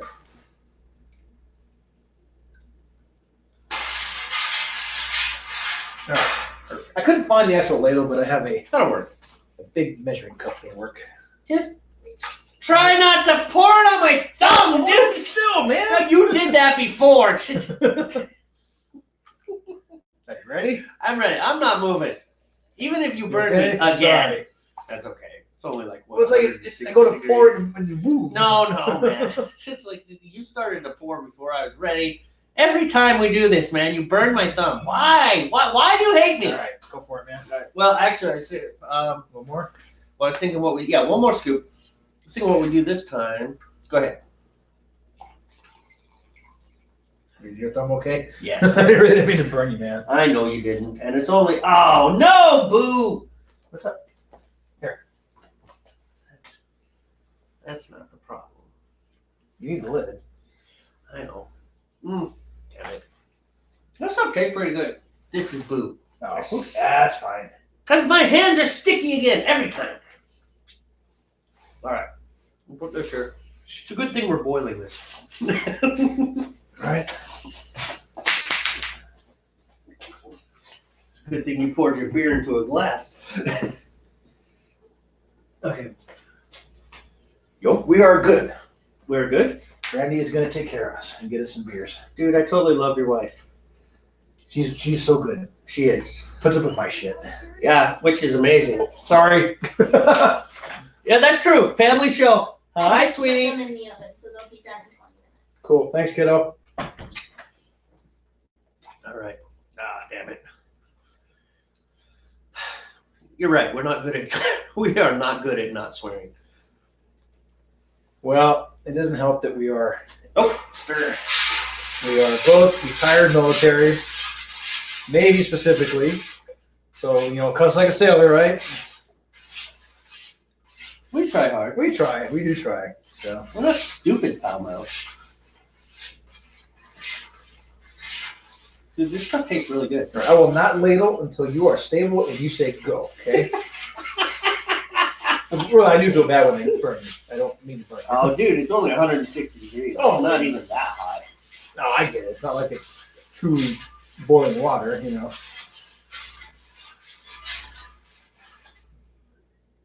You think it's still going, or maybe we can do the loopy? There you go. Loopy. Oh, darn it. Not gonna affect it. Go back inside there. Okay. I'll take the stick it over here. We should probably invest in a garbage can. Yeah, I've seen that. All right, go for it. There we go. That's a little better. I think I'll purchase a ergonomic ladle, meaning that it makes it easier for us to do like this. You know what I mean? That is kind of a weird, funky, awkward angle you're working at Yeah. there. which may or may not contribute to my spillover. But you good or what? Yeah, no, that's good. All right. I'm gonna take this aside because we don't need it anymore. I don't think I do. Although I'm gonna have to go inside eventually and wash my hands. Yeah, that's fine. I'm so sticky. I hate being sticky. Hate it. Hate it. I don't even like messy food. I don't like ribs or wings or any of that stuff where you get goop all over your face. No. I mean, it tastes good, but geez, no. Not worth it. Not worth it. That one. I'll work with that one. Okay, make sure. I don't know if I put that lid on there tight or not. Yeah, that's fine. Watch it come off and you throw it in my face. Ah! I gotta admit, I'd almost rather you threw it in my face than at the camera. All right. I think this is pretty much good. Yeah. Yeah, that one's fine. All right, we're gonna have to flame up one more time. Okay, so tell you what, get that ready to go. I really am gonna go wash my Yeah, hands. do your thing, man. Do your thing. I will be right back.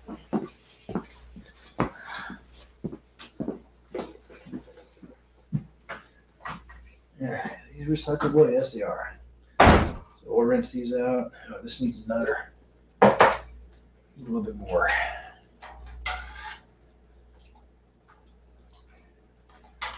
Didn't quite mix around enough to get the rest of the stuff out of the bottom there. Never seen this stuff. I mean, it's thick. Think of honey, but darker and thicker, almost like molasses. Yeah, see, there's still a big old gloop in there.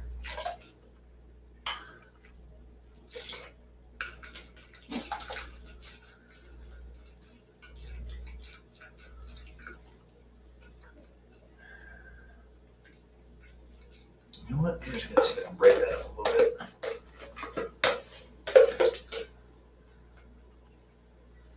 Well, we used to use a rubber spatula to do this.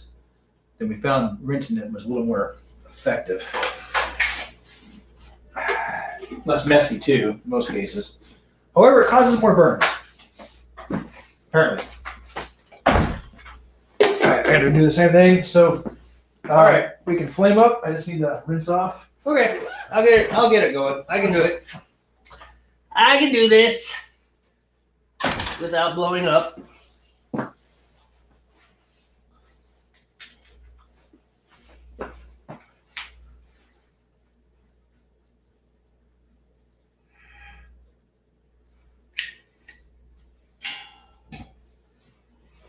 Nice. Almost like I knew what I was doing.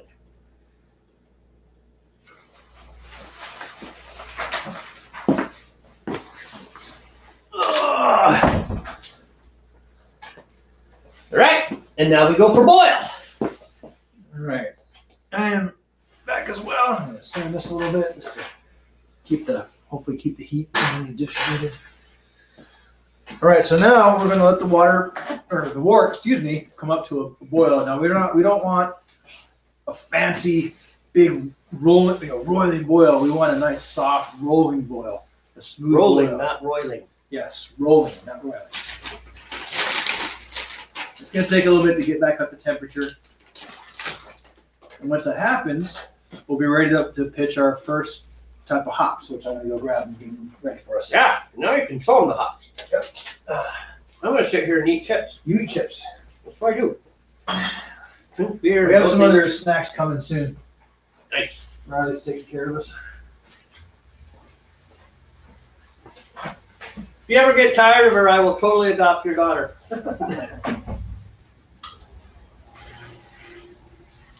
Okay. Green apple or fresh cut pumpkin. These are apparently two of the more common off flavors that you'll get when you don't pitch your yeast right. Lesion, Bifrost. Ooh, that's good stuff. Okay. Oh wait. No, we already read about fusel alcohols. F-U-S-E-L, fusel alcohols. So back to green apple or fresh cut pumpkin. This is acetaldehyde. Beer will create a higher quantity of acetaldehyde if the yeast is not pitched into wort that has been cooled to the proper temperature. And if that temperature is not maintained throughout fermentation. Acetaldehyde, as you likely guessed from the title, often tastes like green apple and is likened to other vegetal flavors. One problem with discussing off flavors is that they do not taste like the same thing to everyone, because people, like yeast strains, are all different. I've had the joy of tasting through off-flavor kits with professional brewers and BJCP judges. These kits come with audio CDs to help you walk through the maze of flavors that beer can contain, and part of the process involves pausing the tape to write down what you taste. Even professional brewers will realize that they did not understand an off flavor until they do an off flavor kit, which I would highly recommend. Off flavor kit. Never did that. Dude, I'm favoriting this site. This is a good site. I think that Beer Advocate you said, right? They've been around for a while, I believe. Well, Beer Advocate, but this is homebrewsupply.com. This is a really, really, really good article. Okay. And this person, whoever it is, guy or girl, is writing well. Maybe it's a group of people that wrote this. Anyways, these kits come with audio CDs to help you walk through the maze of flavors that beer can contain, and part of the process involves pausing the tape to write down what you taste. Even professional brewers will realize that they did not understand an off flavor until they do an off flavor kit, which I would highly recommend. After you write down what you taste, the tape will continue and describe the off flavor and the common terms used to describe it, like green apple for acetaldehyde. All right. To some people, acetaldehyde does not taste like green apple or fresh cut pumpkin, despite the fact that John Palmer has told us that it does, and published the same in a book. The great John Palmer. This description of the flavor is generalized so that it applies to most people, but you will not know if you are most people until you do an off-flavor kit or find some other way to isolate the flavor and do discover what you actually taste. Additionally, if you're testing acetaldehyde, your beer might be young. Often, though, you may have failed to control the temperature of the wort when you pitch your yeast, causing more acetaldehyde to be produced by the yeast than would have been produced at a lower temperature. White Labs, a yeast producer, did a great study to illuminate the higher rate of acetaldehyde production in beers brewed at higher temperatures, which is discussed at great length in Yeast, the Practical Guide to Beer Fermentation by Chris White and Jamil Zainashev. In this study, White Labs fermented a batch of beer with California ale yeast WLP001 at 66 degrees Fahrenheit and another batch at 75 degrees Fahrenheit. They used gas chromatography to evaluate the results of these two batches and juxtapose the results in a table, which you can see, yada, yada, yada, etc., etc., etc. The point is that is what happens when you pitch your yeast too warm. All right, that's quite a lot of information. That was a lot. It's probably best if you might go to homebrewsupply.com and read this.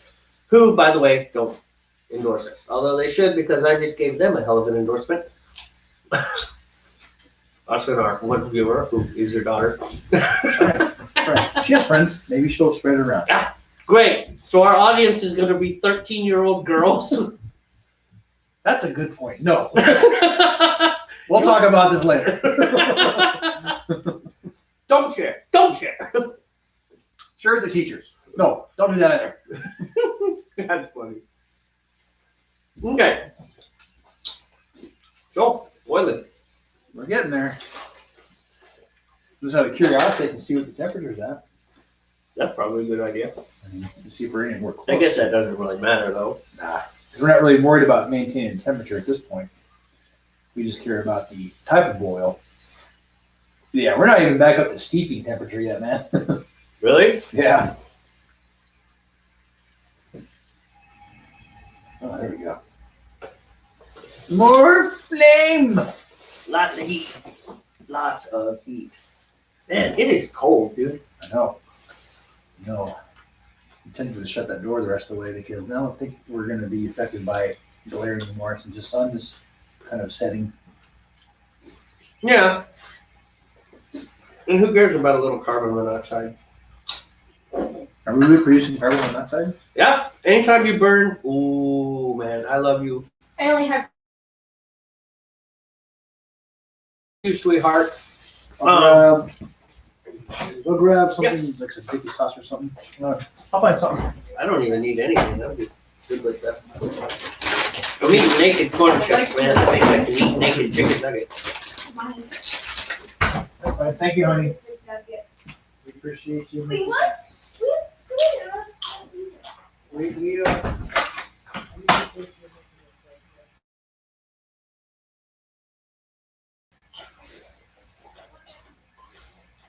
So, there we go.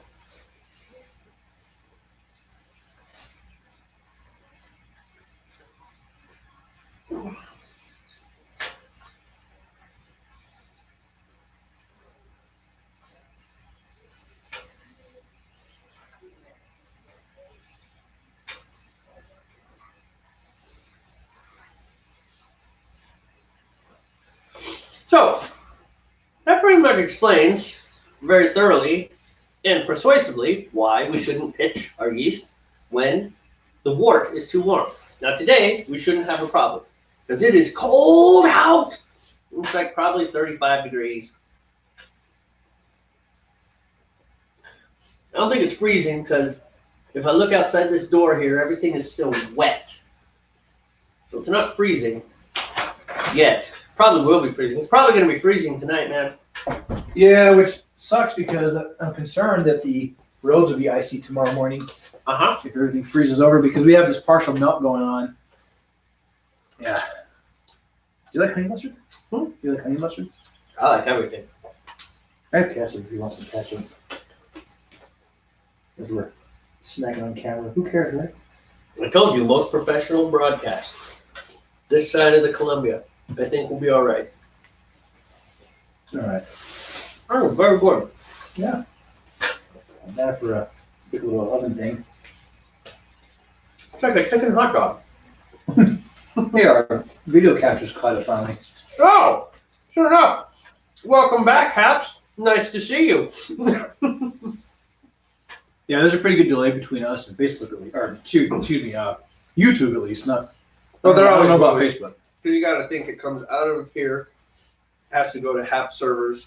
They have to process it, then they have to shoot it out to all the other servers. Right. It's not instant.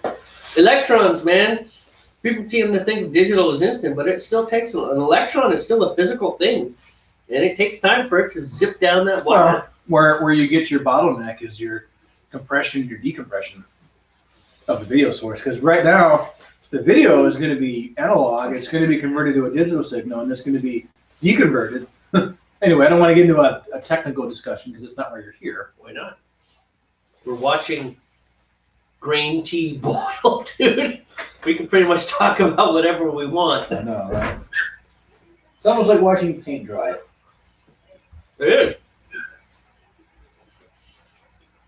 You see something? Oh, I was looking at that stuff on there. It says we have 16. But I don't know what that means. Oh, Does it mean ever 16? no, that definitely means 16 total. Like people in, people out. Just today or like does it accumulate for everything? Today. That's for this broadcast. 16 people have watched in one way, shape, or form. There's an activity. Okay, I was curious. Let's leave that. Apps appears to be your domain, not mine. So Well, I kind of know what's happening. Kind of wish I hadn't clicked on that though. what'd you do? Hey, look! Wait a minute! Look, Margaret Elizabeth just subscribed. Oh, Thanks, Margaret. yeah. I don't know if Margaret Elizabeth. Are you still watching, Margaret? Yes, please. Jamie? Yes, Yes. me. He wants you okay, to. yes. I have a daughter. She's trying to take care of us. Gotta be honest. Even if Yeah, I we, didn't even see her pop up in there. Sorry, Margaret, we missed your pop in earlier. yeah. If you're still with us, maybe we'll see you next time. Then if you're not hanging out Yeah. anymore today. Yeah, so let's be honest here. Even if we become the most professional broadcast this side of the Columbia, like without all the sarcasm that goes with that, even if that happens, chances are our kids are still going to walk in and out of the videos. We're still going to be in garages. or in my basement, or out on my Or front lawn. porch, yeah. You gotta admit, my front porch is a little better than yours to do this. Yeah, you have a lot more room. And I have those nice bushes, which makes it look like we're out in the country, even though we're not. Right. And we don't tell people that, like talking about the motorcycle behind the camera. I love you, dude. This guy. All So right. yeah, we will be brewing in multiple locations. Well, Yep. Sometimes at my house. between two sometimes- different houses, but multiple locations among the houses. Dude, your kids are amazing. Thank you guys. You want to come say hi on the camera real quick? No. No. The older one's a little nervous about it, but this is Bailey. Bailey, say hi to the world.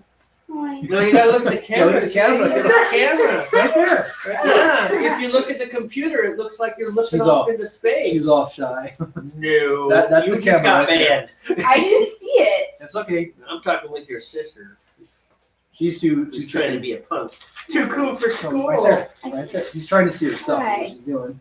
You won't be able to, kiddo, you can't look at yourself and the camera at the same time. You can yeah, it's She's it's only for- 9, it's okay. You can watch the video later. You can watch the Yeah, video. it records the whole time, even though it's streaming, so you could always watch it. Cameras on. These are the ones. That's fine. We got you guys. Oh, here's what you have. Thank you for helping us out with the snacks. Yeah. Oh, that's amazing. So yeah, back to what I was saying was we have, between his house and my house, we have a couple different locations that we can brew within each other's houses. And you will see different backdrops and just, we'll talk about different things based off where we're brewing. But the basement is not ready. Not And your yet. It will be. garage was. It will be ready, that's fine. Because this totally works for our style. Yeah, that's fine. I think so. And then even when it warms up, I'll still be happy to brew in the garage. We can keep the door open all the way instead of just partially open. Mm-hmm. I think we'll have a lot more fun that way too. Where do we put a curtain over this? The curtain, yeah, because I think that's what was affecting some of our glare was a lot of light was coming behind us. Mm-hmm. The snow on the ground doesn't really help either because everything's kind of amplified with the white snow, as far as light waves are concerned. So, but you'll see. Stick with us. In the upcoming months between now and spring, summer time frame, you should see some things become a little more regular with how like our format and maybe our discussions, and then also might start recognizing sites and backgrounds. Hopefully. And maybe the time that we actually come on. We should probably aim for like 3 o'clock. 3 o'clock or 2 o'clock. It was only a little bit 3 when we started. No. But I think 2 is a good time to start. If we can. It would be good. Because then we can get everything out of the way and done. Maybe drink a few more after the show's over. And then Why not be hurting in the morning. not be hurting? Both of us have to work tomorrow. Normally we wouldn't. I guess we do them on Sundays, yeah, because we both work. He's normally off Mondays. I am not. So, but it's fine. I work in the evening, so even if I have a few too many on Sunday, I still have time to sleep it off. This chicken is really good. I mean, it's definitely highly processed, but Oh yeah, totally. It's a snack, an unhealthy snack. I'm all down with unhealthy. I just know since there have not been much food going on, but especially with me, actually, you shouldn't eat much today either. So, and we're drinking beer. It's probably a good idea to have a little bit of food while we're drinking. So, A singular tortilla. That's what I ate today. Yeah. Wait! that'll do it. I'm wrong. 2 spoonfuls of refried beans. Yeah, there you go. 4 cups of coffee though, so that's gotta be something, right? A lot of foam on the top, so I can't quite see the activity yet. But I think it's getting there. It'll make itself known once it starts. Mm-hmm. We definitely want to back the heat off a little bit before we put the yeast in. Or maybe we Hops, could I mean. just take it all the way off the flame. Probably a good idea to do that. Because we're almost actually we're over 200 degrees now. You know? We are at 200 exactly, climbing up 202. So it's gonna be hitting that point soon. In a minute now. It's gonna hit the point soon. I wonder how much Back this. it off a little bit. Wonder how much this changes the boiling point, though. What do you mean? Well, when you add things to water, it changes the boiling point. Oh. More science. So one thing I think we should consider doing, since today's kind of the topic of the day is yeast, maybe next week we can talk about hops and just kind of spend the discussions on different parts of hops and what different hops are, what their purpose is, things like that, where they come from, why they're named the way they're named. You know, I'm sure we can find all kinds of information on that. What do you think, man? I think it's a great plan that we will not manage to succeed at. Why do you think that? I think we will. Upside down. What's going on here? Ah, don't you fall out. Wait, why are you getting? I'm just getting ready. Oh, did you show them the hops? No, I just got the package cut. It's just from the hops, yeah. Okay. Well, what are our hops called? Where's our recipe? Just Skagit hops, Skagit Stout. I think they're. Well, hold on. You know what? Oh, He here. might have actually. I got it. He might have actually named the style. Magnum and Northern Brewer. Okay, yeah. See, that's something. Cause I don't know what that means exactly, other than the name. But that's Well, something Magnum is a slightly longer casing with the same caliber bullet. Does it Same. shoot a hop pellet? No, I tasted a hot pellet once at your request. Dude, you never do that again. My goodness. Yeah, it That was was fun. silliness. It was fun. So yeah, there you go. Like, I don't know what Magnum hops means exactly, other than this the name of the hop. So we could probably talk about whatever hops are in our next set of beer kits. We can talk about the hops and what hops are and where they come from and all that kind of stuff. Sounds good to me, man. And then maybe we can just kind of choose a beer brewing area and kind of focus each beer day on that. I don't know. We can talk about that more offline too if we need to. We'll probably talk about a lot of things because we were supposed to talk about IPAs today. Were we? Yeah, we were going to argue, and then we stopped arguing.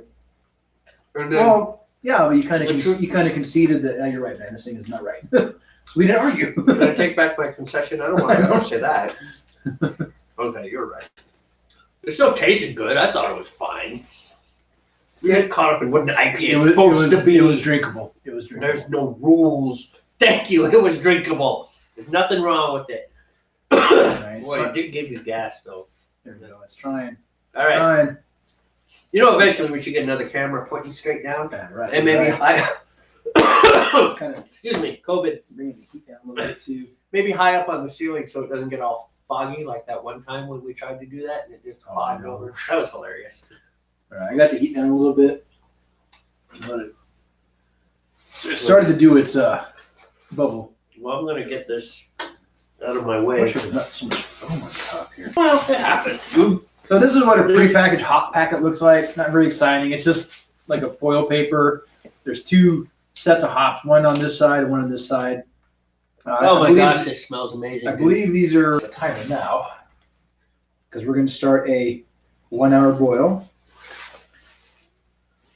Not gonna lie, kind of liking this hot area down here. I like the cold, but it is cold. Yeah, the only part of me that's really feeling cold right now are my feet, Your feet? because I'm wearing canvas shoes. That's true. You are wearing like skater shoes, dude. Skater shoes. They're skater shoes. This isn't 1989, bro. Airwalks were skater shoes. These are What? Levi's shoes.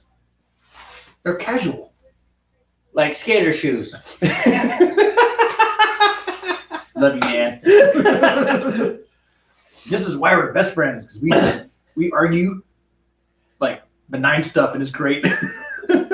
Make a lot of fun of each other, that's for sure. Yeah, we definitely make fun of each other, but you know what? That's what we're supposed to do. All right. Maybe I'll crank the heat up this a little bit.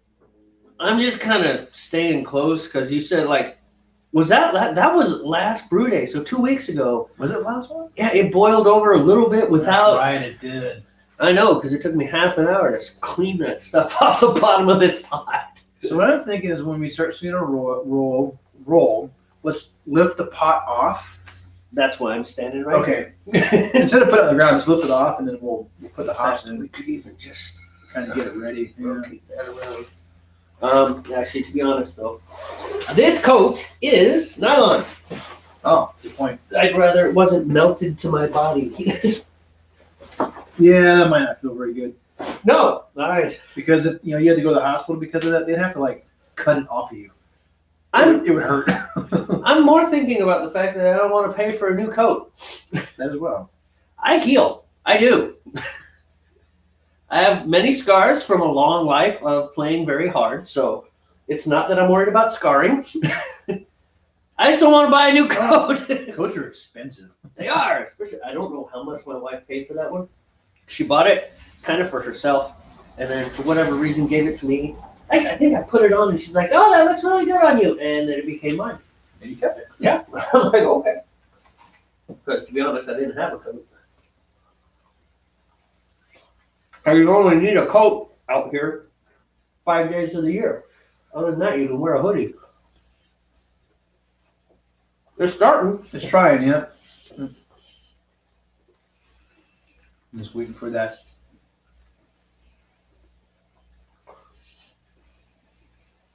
We're just staring at the water, at the wharf. I know. Come on, boil! Well, that kind of is this point because think of it. It'll be messy. It'll be all over your garage floor. It's not like it's going to be outside where you can just hose it down with a hose. I know, right? Hose it down with a hose. Kind of redundant. That's right. It's all right.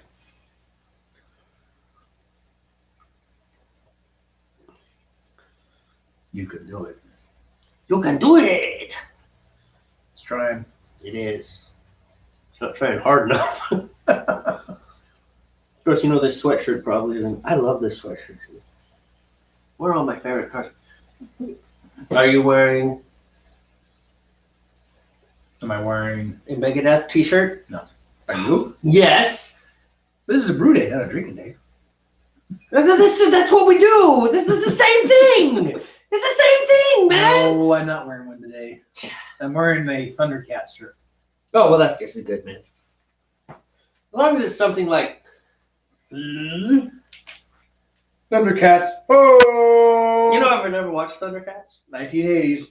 Not even a single episode. Yeah. I don't know. What's weird though is that I watched cartoons faithfully when I was a kid. Yeah, it's not that one. I never saw Thundercats. It was never on where I was at. Oh, okay. Yeah, it was really common where I grew up. Well, I just don't know how because I just watched NBC, ABC, CBS. Those were the cartoon channels. Saturday morning cartoons. Yeah. To me, the Thundercats came on in afternoons. Were they afternoon cartoons, yeah. like 3:30 in like the after afternoons? school cartoons. After school cartoons, I remember those. I gotta tell you, Cartoon Network should probably be banned. Why's that? I just think it's wrong. I think that we should bring back Saturday morning cartoons and after school cartoons, classic. and that's it. Right. That's not rolling. That's kind of limping. It's getting there. Actually, let's give it a stir. The foam kind of gets in the way. Kind of. Okay, it gets in the way. It totally gets in the way. I can't see crap here.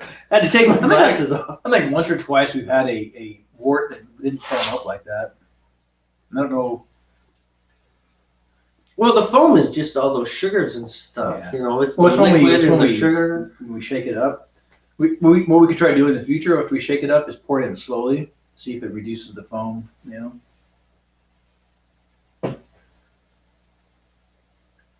I don't know if it's going to make a difference or not. It wants to boil. It's trying.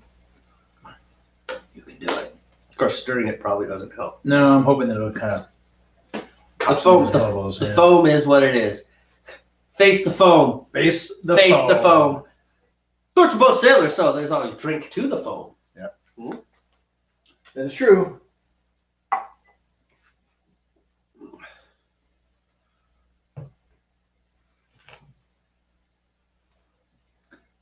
Get in there. Don't touch it. Don't touch it. Don't do it. Definitely don't do that, man. We're gonna have beer wort everywhere. You let me pick this thing up and put it on the down and cool just long enough. It's interesting how the hops make it do that. Yeah, I don't know what causes that. Something to research later. Why do hops make it boil over sometimes? It's probably not hops. It's probably like air or something within the hops. Because like if you threw salt in there, it'd change it in a different way. Yeah. Salt would actually reduce the boiling because it increases the boiling point of water. So. getting there. Come on, Cletus.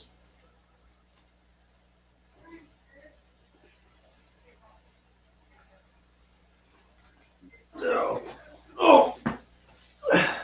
Too old to hold that position for a long time anymore. I think we're good, man. Go ahead, dude. Ready? I don't think we even need to pull because it's not I'll go slow. just one or two. Okay. Right there. Go for it.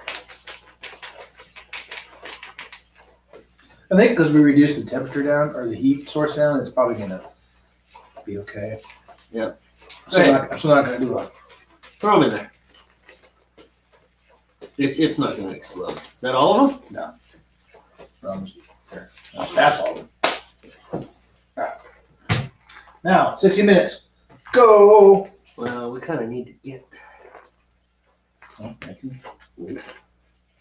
No, hit it. I think we're good. I think we're good. Stay.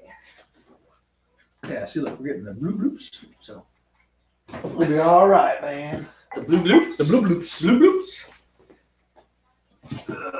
Are you taking that grain sack home Huh? for your chicken? Yeah, I'll give it to the chickens. Chickens! Chickens!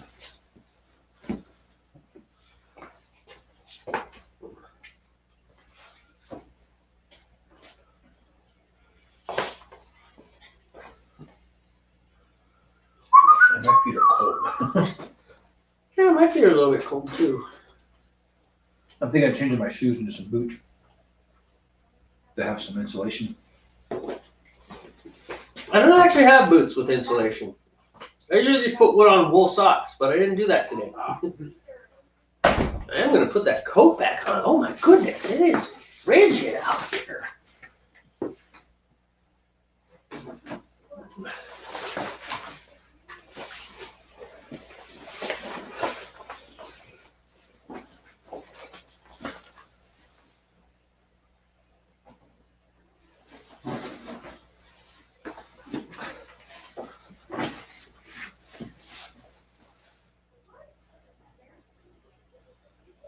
Yeah, we'll call that a rolling boil. We're pretty close.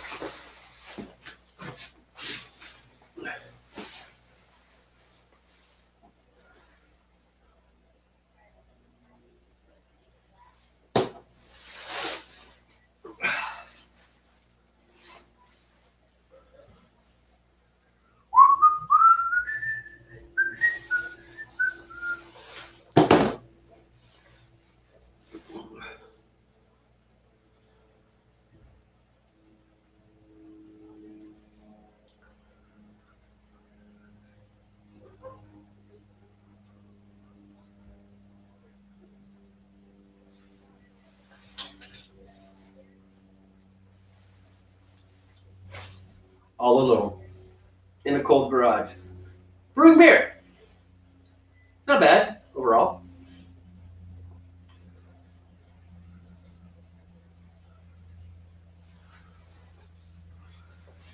What are we up to? Almost 2 hours. Man, we do long broadcasts. Ridiculously long.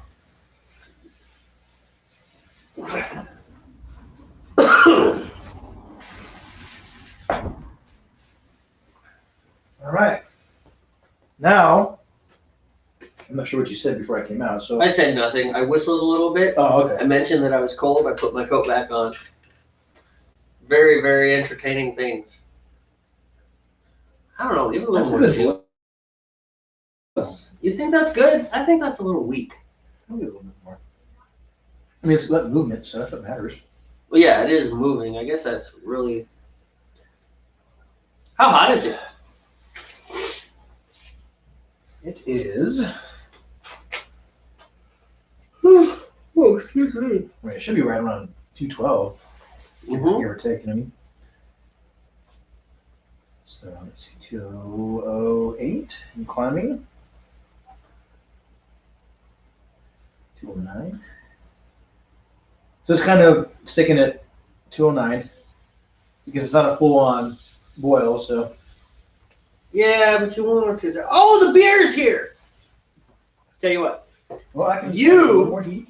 You entertain our loyal audience, and I'm gonna go get the beer from your wife. Oh, hello, beer audience. Too old. Too old. Did you hurt yourself? Okay. I actually do have to be back for a moment. I'm trying to clean up a little bit. I'm a big clean as you go person, so excuse me. You laughing at me? I am. It's fine.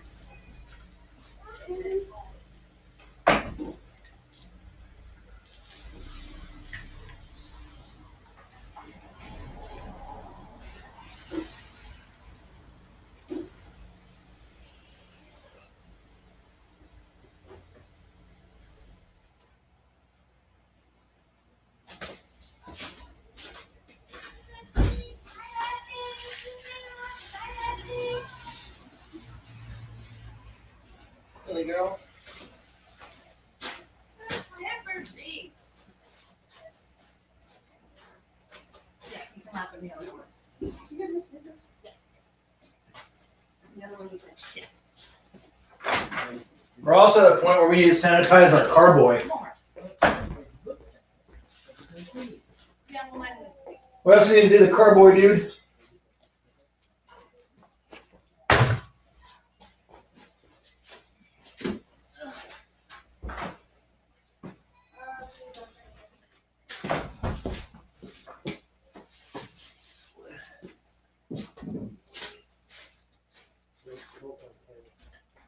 Oh.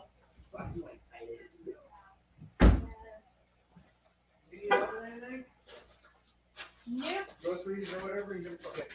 I wasn't sure if you. Okay, let me. Why don't you take my. Let me hang on my arm. I think it'd be cooler if you carried her in the house. And it'd be even cooler yet if you did it Marine Corps off the battlefield style.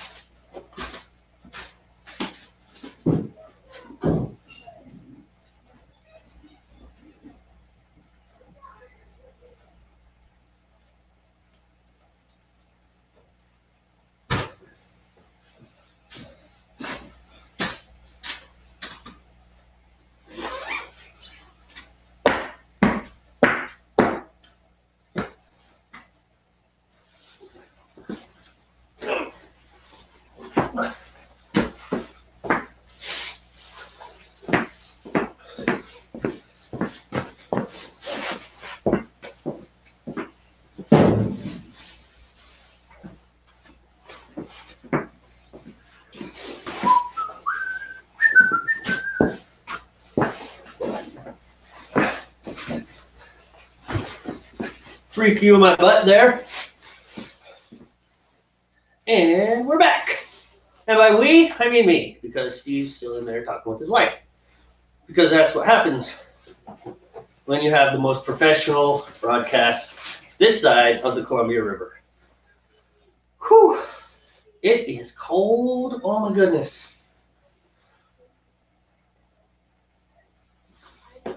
I should clarify that. It's cold for where we're at. Up here in the Pacific Northwest, there are probably some places, like Minot, North Dakota, that are much colder. To be honest, if I was in Minot, I would probably not be brewing beer in an unheated garage. We would go inside and do it on the stove. But here we are, brewing beer. And we do have, in fact, that boil is almost too violent. Did you use soap in that carboy already, or was it just water to? No, that was just water to prevent any any of the other stuff from sticking to the sides. It should probably. But I'm gonna clean it with detergent and All right, put some water with it and get it. I'll stay out here and talk to the camera. Well, we can always kill the feed, man. This is kind of the boring part, you know what I mean? It is, I notice it is always the boring part, but someone might show up, and I'm here for them. I'm here for them, those people that will show up. All right, your call, man. All right, have fun. I'll be here. I'll be out in a few minutes. Okay, I'm gonna eat some more chips. Eating more.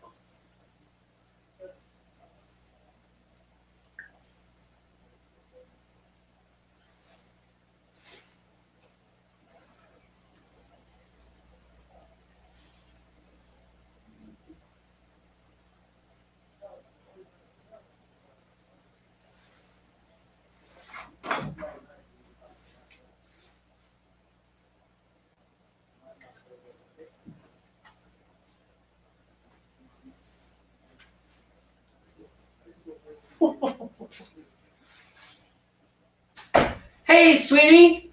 What? How you doing? Nothing. How are you? Nice rainbow slippers. They keep my feet warm. They keep your feet warm. Do you want a hug? I didn't get a hug yet. You need to come over here. You need to hug me on camera. Don't walk that way. Okay, no, you're fine. You're fine. You can walk that way. Careful of that cord. Ah. Watch out for the wet spot. What even is that, water? Yeah, it's just water. There's all this stuff in your way. See, you walk the wrong way. I guess that works. Come here. I love you. How are you doing? I'm doing good. Are you doing good? Do you like pause or something? No, that's just, that video screen has frozen. But if you look down here, things are still moving. And there you are. Ha ha! On the screen. Ha ha!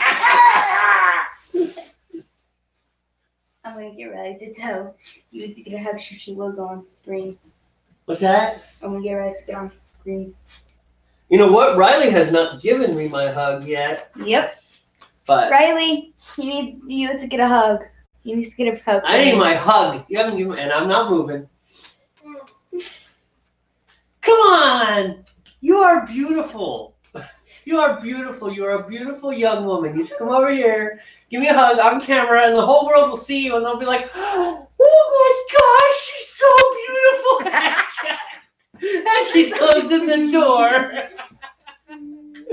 Whoa, careful! Oh, You got it. sweetie. You got it. I got it. Knucklehead.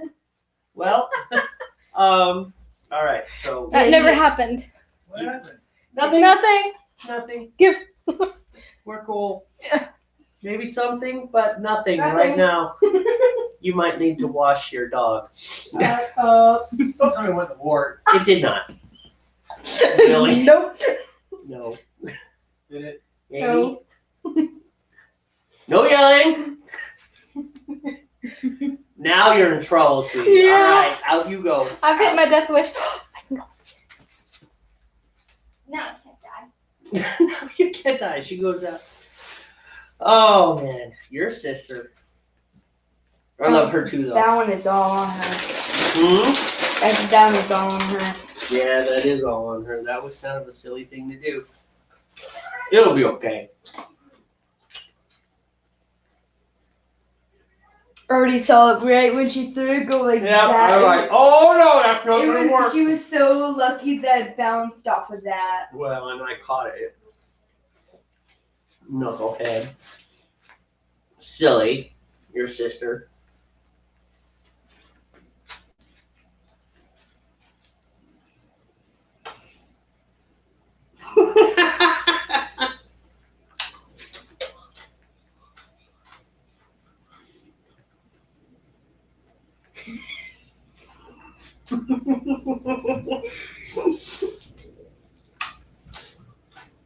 You should sit there and then you can be on camera. Go ahead. It's alright. You'll be famous. A whole one person will see you. That one person being Riley.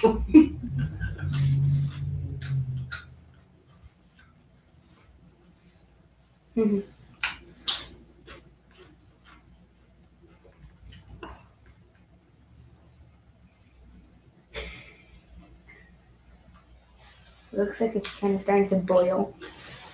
I saw a few bubbles go up, like big ones. Well, we need to keep it kind of at a rolling boil. We don't want it too violent. Like when you boil boiling hot water for other stuff. Yeah, if it's super boiling, we don't want that. We want the liquid to just be rolling over and over and over like that. Because we put the hops in there, right? And those are the bittering hops. And so they kind of they're one set of flavor for the beer.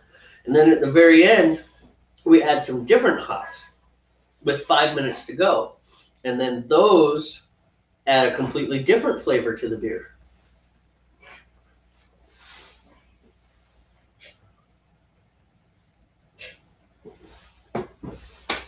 I would put that beer next to your laptop. I'm not like your dad. I don't dump beer all over my laptop. Did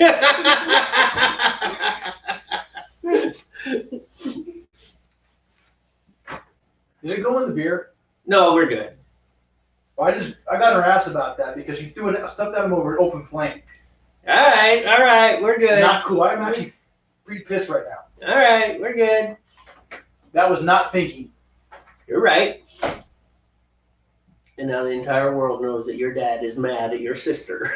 Did you forget we're on film? Yeah, because I didn't really have time to turn the camera off.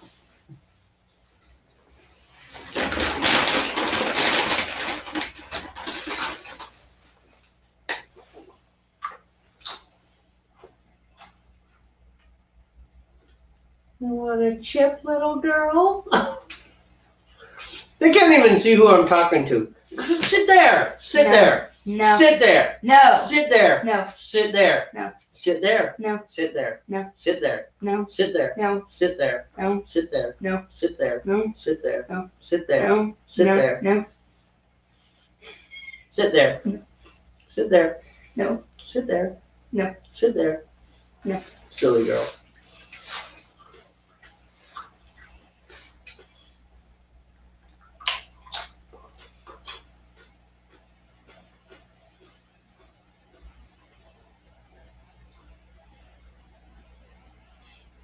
Your nostrils flare while you breathe. No, because I was making them.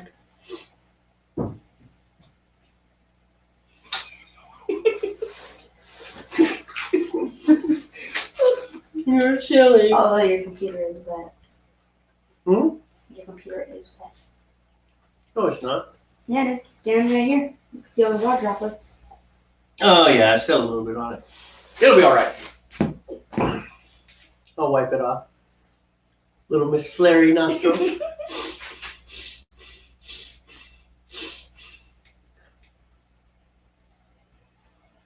Flare, flare, flare. Like an angry person.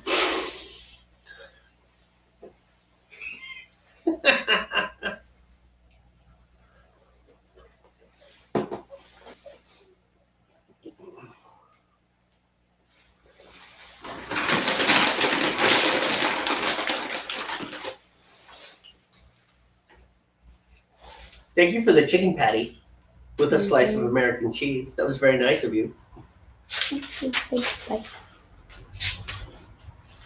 Don't step in the water. You gonna go inside? Mm-hmm. Okay. Bye, kiddo. Good.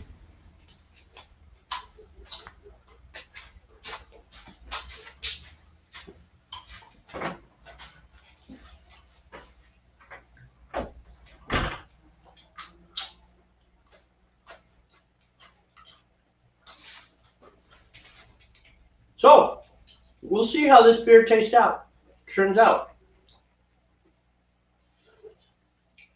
Now that we have stuffed animal ears added to the mix. Most professional broadcast this side of the Columbia.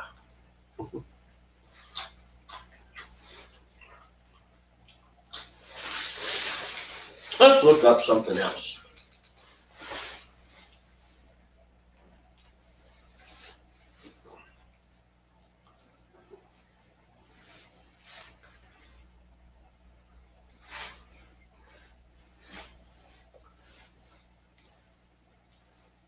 Just go to this community.mrbeer.com. Some of the adventures people have had with their beer. These are never actually horribly informative, but it's something. So, Awesome Ale Brewery says, I am starting to freak out a bit after reading some posting about other brewers pitching their yeast. My last brew day, my wort temperature was 80 to 85 degrees when I pitched my yeast. Yeast from Mr. Beer refills. Is this too hot? I brewed on 9912, and my standard refills have the whole oval bottom part of LBK full of trub. My new craft refills have about half of the oval full of trub. I am guessing that the yeast might take an extra day or so to get started due to the temp. I'm getting the feeling I need to chill my wort down to 65, 75 degrees before pitching the yeast on my next brew day. Thoughts? Well, Awesome Ale Brewery, if we read our recipe, you will see that they say, when we do, so after we get done with the 60-minute long boil, we remove the kettle from the heat, cover with lid, and cool as quickly as possible to 100 degrees Fahrenheit. Use a wort chiller, which we saw earlier in the broadcast, or make an ice bath in your sink. Fill your sanitized primary fermenter with 2 gallons of cold water. Add your 100 degrees Fahrenheit wort. Using additional cold water, top up the volume to 5 gallons. Pitch the yeast when the temperature of the wort is between 65 and 72 degrees. Stir or shake well to oxygenate your wort. Affix a sanitized airlock into your primary fermenter, allowing it to ferment in the dark until airlock activity slows down to a bubble every 35 to 40 seconds. Well, 30 to 45 seconds. Primary fermentation should take approximately 5 to 10 days. Do your best to ferment within the temperature range of the yeast, which we talked about earlier in the broadcast when we were on homebrewsupply.com, and they had all those things about acetaldehyde or acetaldehyde and yeast. What was that? Something osis. Anyways, where the yeast die and the different formations of off flavors and things like that. So there's actually a very good reason to not pitch your yeast until your wort has hit the appropriate temperature. Transfer or rack the beer by siphoning to a 5-gallon secondary fermenter. This will allow your beer to finish fermenting and clear approximately 1 to 2 weeks. Prepare to bottle by boiling 5 ounces, and then we do the boiling. But we don't do bottling. We do kegging, so we don't need to worry about the rest of that. If you do bottling, which we may do one day, then perhaps you can add to the conversation, and we can talk about it on the next broadcast, which will happen in, shall we say, 2 weeks, 13 days? Not next Sunday, but the Sunday after. Generally a good day for brewing.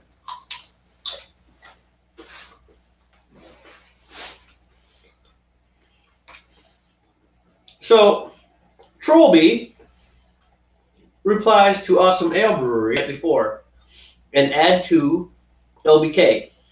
I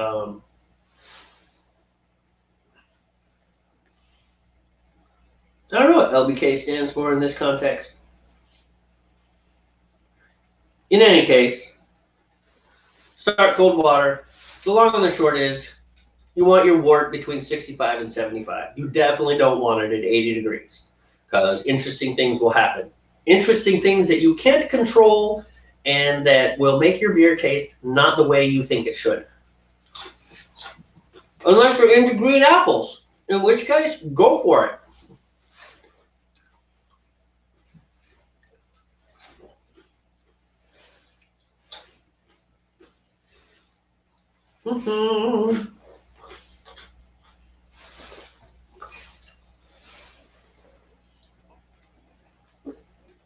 Put this back up.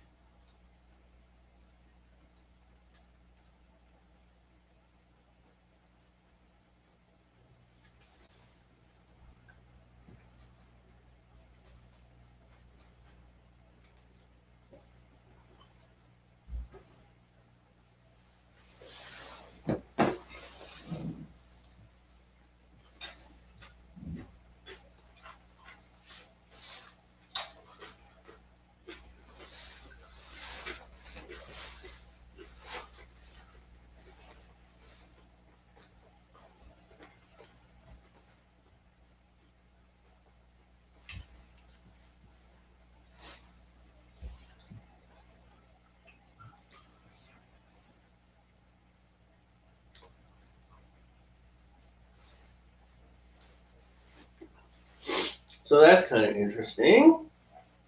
Oops, shouldn't have done that.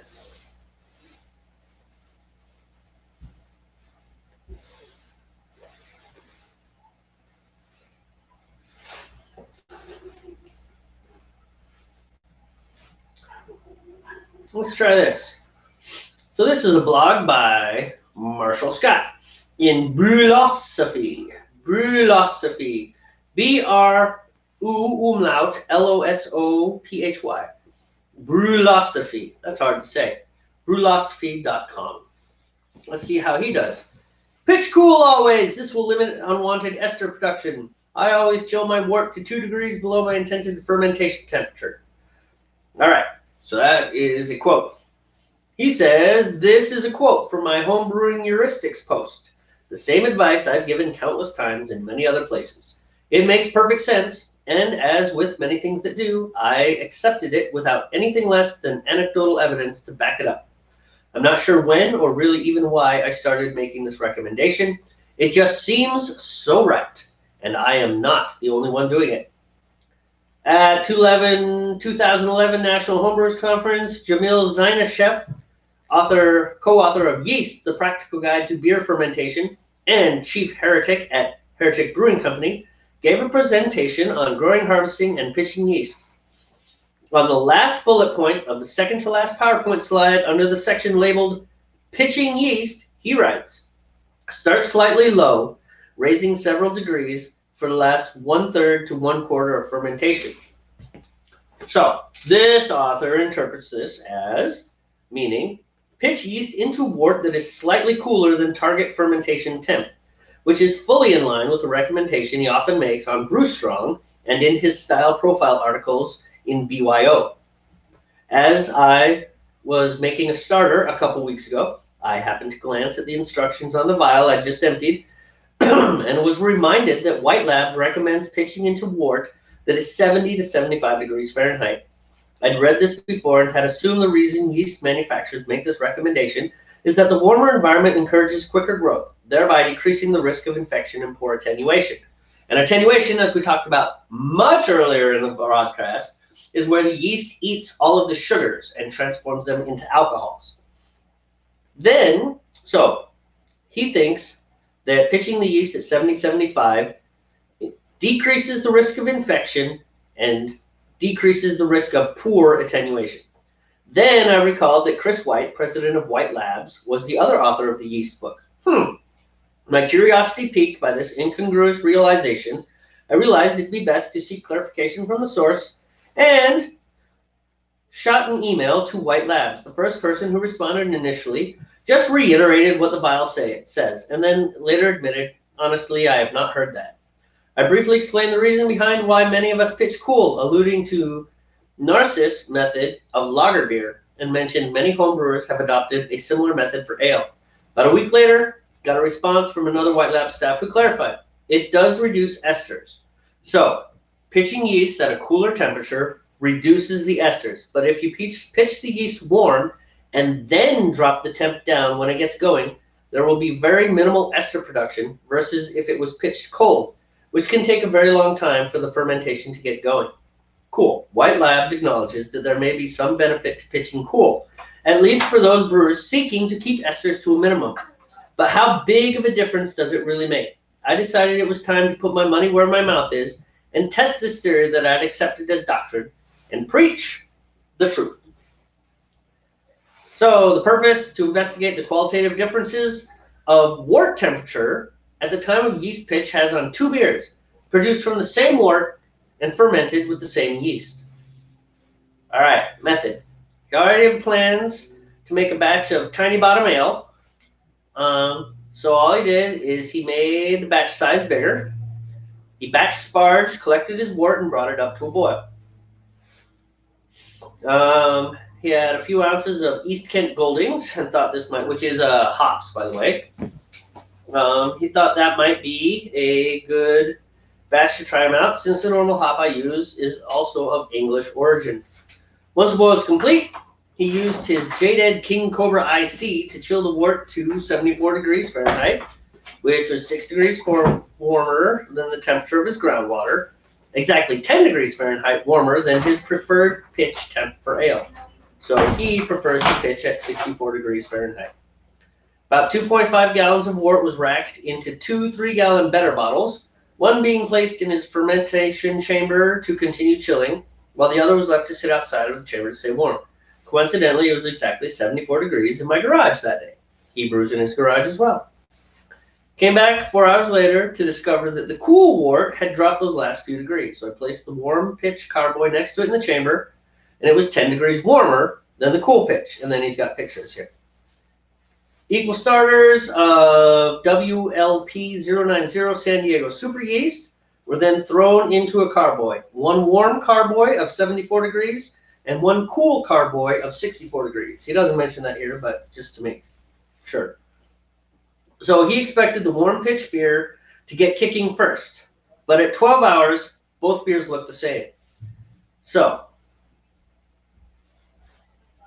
at 24 hours, the beers still looked the same, and the batch that was pitched warm had finally dropped to the same temp as the batch pitched cool. So both were kicking ass. So at 24 hours, both of the worts were the same temperature, and everything looked the same. But one he had put the yeast into while it was warm, and one he had put the yeast into it while it was cool. The two temperatures being 74 degrees and 64 degrees.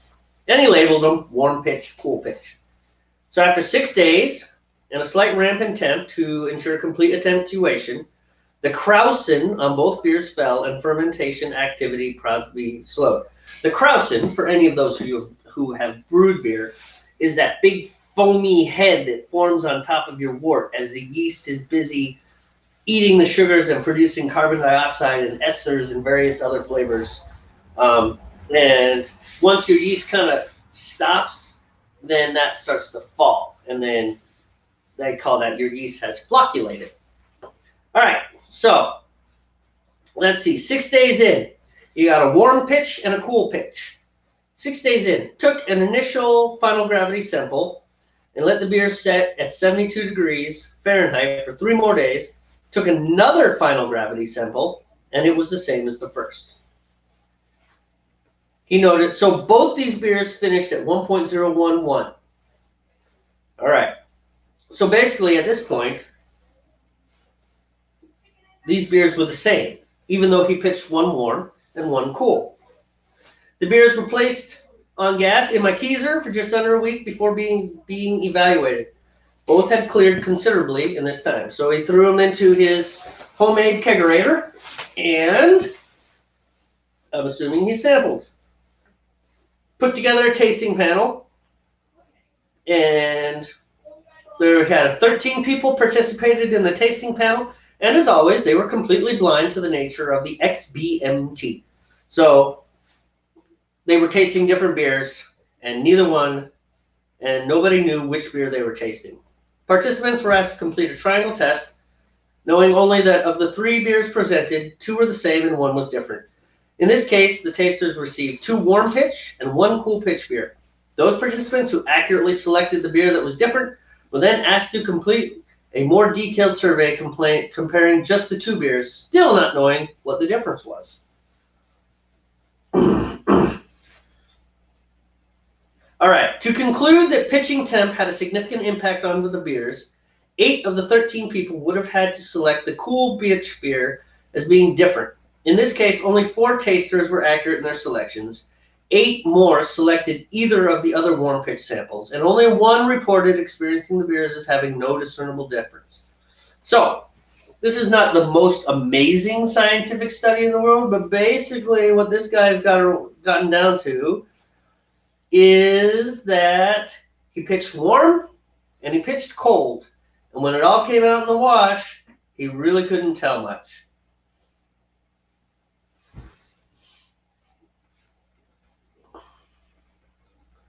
However, all of that being said, pitching cold is probably the way to go. Because we do know that people have determined that if you pitch too warm, then you can have some different results. Now, this guy didn't pitch at the 80 degrees plus rate that a lot of people talk about, because it actually is kind of easy to get it down to like 80, 85 degrees. It's that last 10 degrees getting down into the 70s and into the 60s. I don't know why it takes so long, but geez, it takes a long time. So you're sitting there, bored out of your mind, watching this beer, and it's not getting any colder.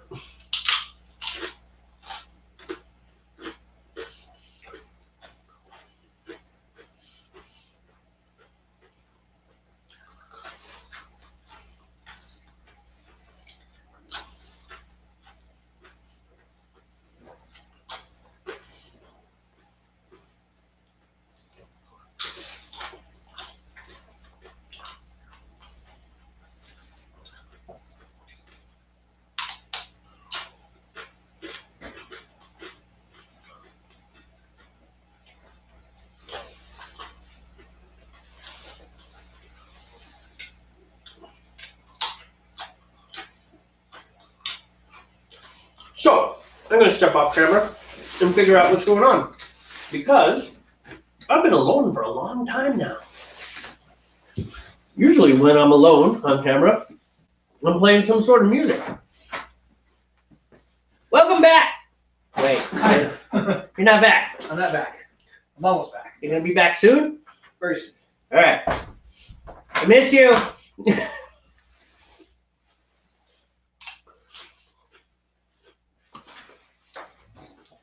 All right, we got a nice rolling boil going on here. I don't know how much time is left.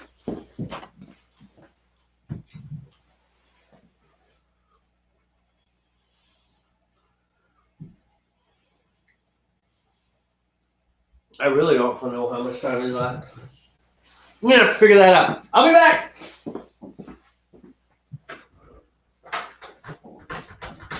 Hey, is there a reason you locked me out?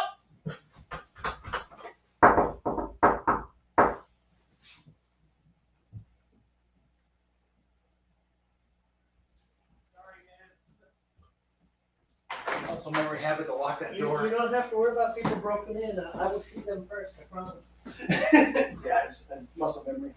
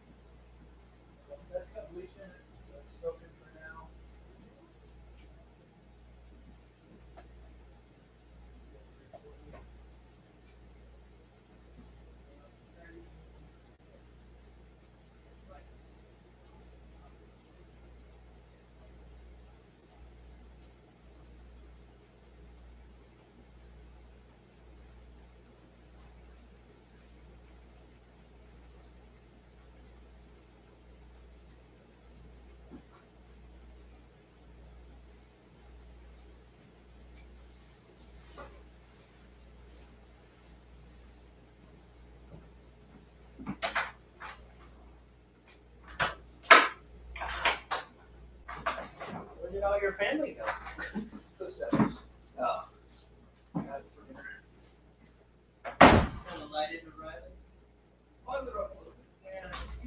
I told her that, you don't throw the stuff down. Eats my beer.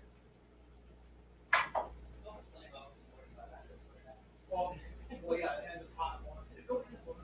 Oh yeah, beer's touched it. It barely touched it. It's okay. It didn't go into the pot. I caught it.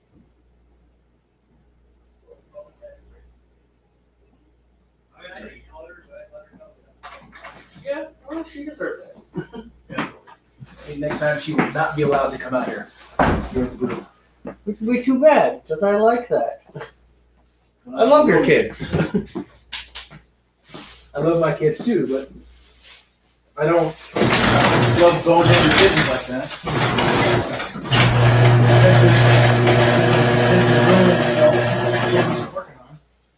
Right? I don't think. I know she didn't do it on purpose, but And I also don't think she ruined it. no, not this time. Not this time. My point is like, Maybe she had dunked the whole. well, and that's the point I'm trying to make, is she needs to know that was dumb, so she doesn't ever try it again. All right. And then the next time, who knows, maybe it could go in there, Yeah, that would suck. All right, let me get my phone. So we have All right. a timer. You gotta pick the next beat.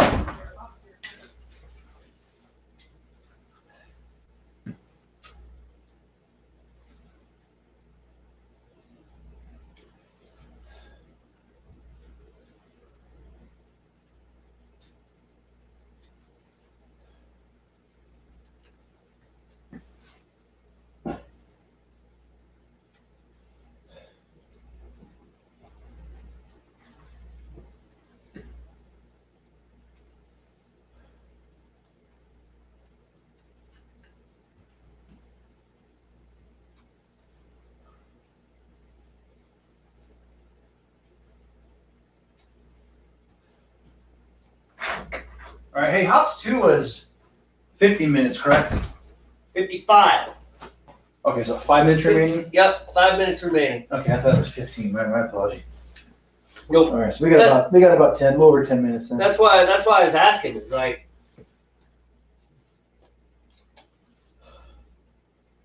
yeah, it's a little bit later than some of the other recipes we've done. Okay, I'm back. Had to take care of some sanitization and maybe a little bit of scolding, but we are gonna be good now.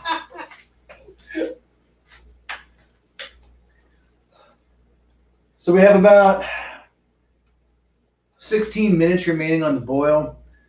When we're at 5 minutes remaining, we'll add our second hot packet. And then once it comes off boil, we'll get it cooled down below 100 degrees as soon as we can. So I think we just put it in the snow. What do you think? That's what I say. Yeah, 'cause I think it'll go pretty quick in the snow. Got a whole yard full of cooling agent out here. Because those buckets aren't ready. Well, they don't really need to be too sanitized. I just wanted to sanitize the one side of the chiller at least once before we start using it, and then maybe putting it in, killing it and keep it in plastic. Yeah, I gotcha. So we're ready to use it. The one that goes in the big coil, that doesn't need to be sanitized. You want to stir in the batter, or do you want to? So there's an IPA, or there's another Elysian. I like that Elysian. That was good, man. Winners, okay. Yeah, go with the Elysian. That's good stuff. All right, let me get a beer. Let me get I got one. It's in my pocket. I'm not quite ready for my second beer, next beer, but I'll bring out a bottle and have it stand by at least. Calling Nurse Kedzie. Nurse Kedzie. Someone and their jokes. So we should talk about something random. Okay. Let's talk about last night. That was pretty fun, actually. So, I'm working on this new choir piece that I wrote, right? Oh, okay, right. The one you played for me? Yeah, that's the one. Okay, That's so the one. you're just refining it then? Yeah, Okay. like I'm working harder, getting the vocal parts down okay, and okay. stuff. But man, last night it's frustrating because what I want with the final product is I want singing, but without headphones. right? So I just want it to look like I'm just like singing it, right? Instead of having headphones and multi-tracking it. Right. Even though I'm multi-tracking it because it's only me. And if I had the power to clone myself, I totally would. And I would send my clone to work and I would sleep in. No, you drink beer. Well, yeah. And then sleep in. Yeah, exactly. My poor clone. He would just be so amused. But in any case, so I last night I started working. I managed to get, it only took me about probably 7 hours total work to get the first track, which was ridiculous. And the problem with the first track was that I was, as I was working on it, it's all a cappella, right? But I don't want piano notes sounding in there, you know, randomly, ding, ding, ding. So I had to work pretty hard to really nail the notes and keep my pitch, which is hard to do without the rest of the quote-unquote choir singing with you.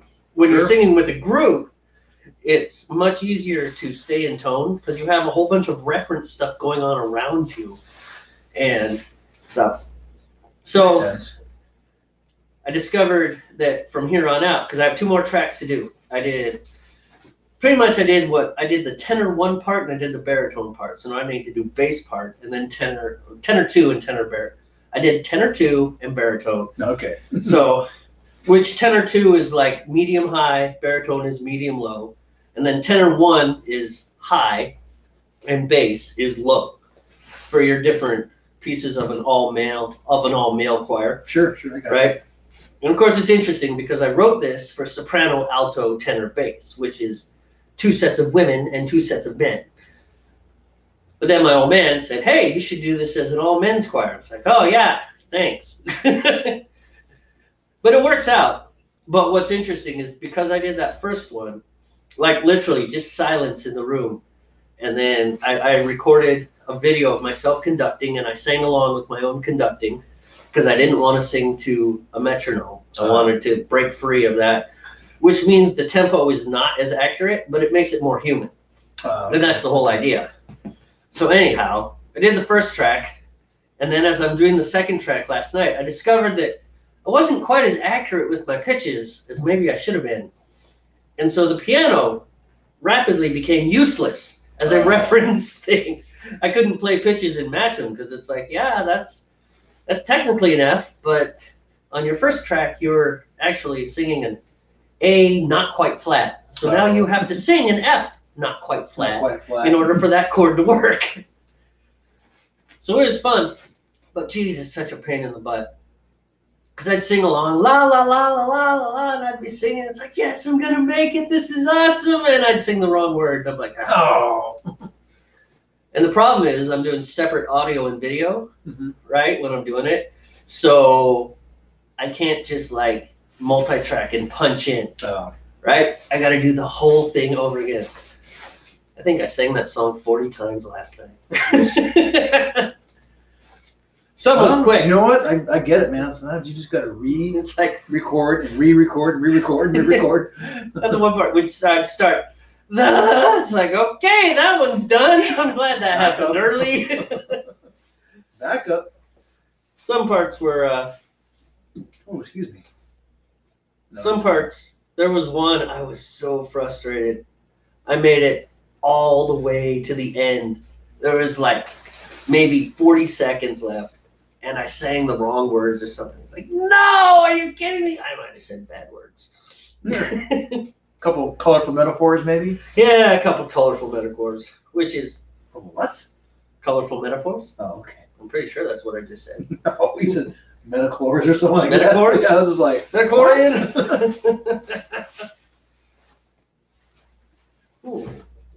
Hey, man, may I use your bottle opener, please? Yeah. I think I stuffed it back in my pocket. Because Nurse Steve is caught up now, so. Hi! Who is this? I got a bottle opener. We got a viewer. We actually have a viewer. Whoa. Wow. Who is this? This is TDK Energizer. Well, hello, TDK Energizer. Yeah, TDK. How are you doing?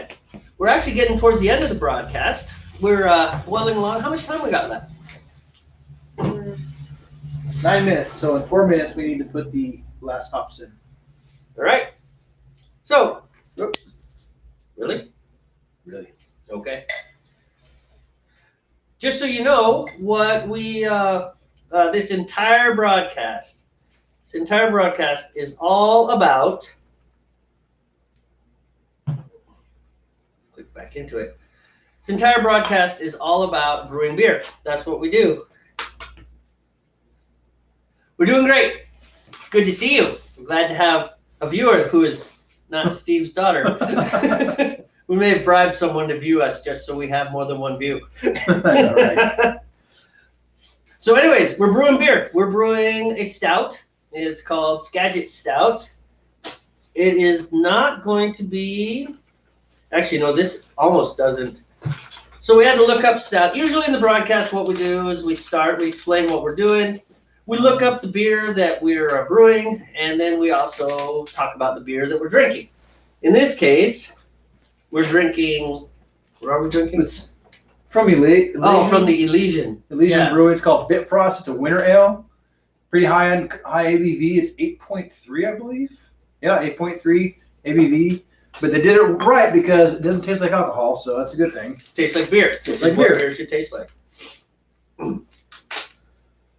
So in any case, usually the way broadcast starts approximately 2 hours ago. 2 hours ago. 2 hours and 43 minutes. Damn, these are long broadcasts. Anyways, we start with explaining what we're doing and what beer we're making. And then we usually drink. We have a beer that we're drinking that night. Today, we were going to drink a beer that we brewed, but we kind of floated the keg. And the first growler that we poured was nothing but sludge. It wasn't very good. Yeah, we didn't even taste it. We just dumped it right out. Yeah. But the second growler was cool.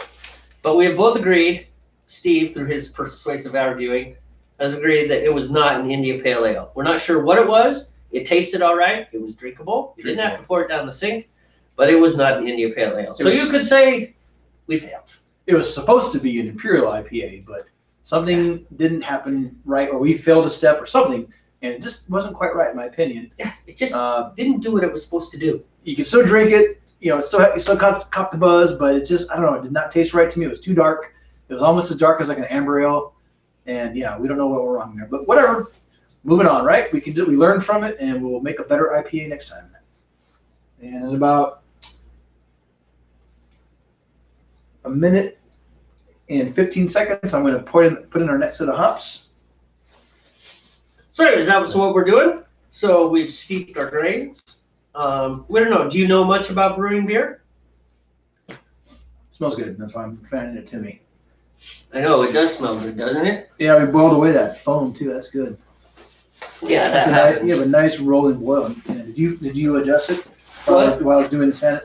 I did, because it was actually too low. It wasn't even boiling. That's a good roll. Right. Roiling versus rolling.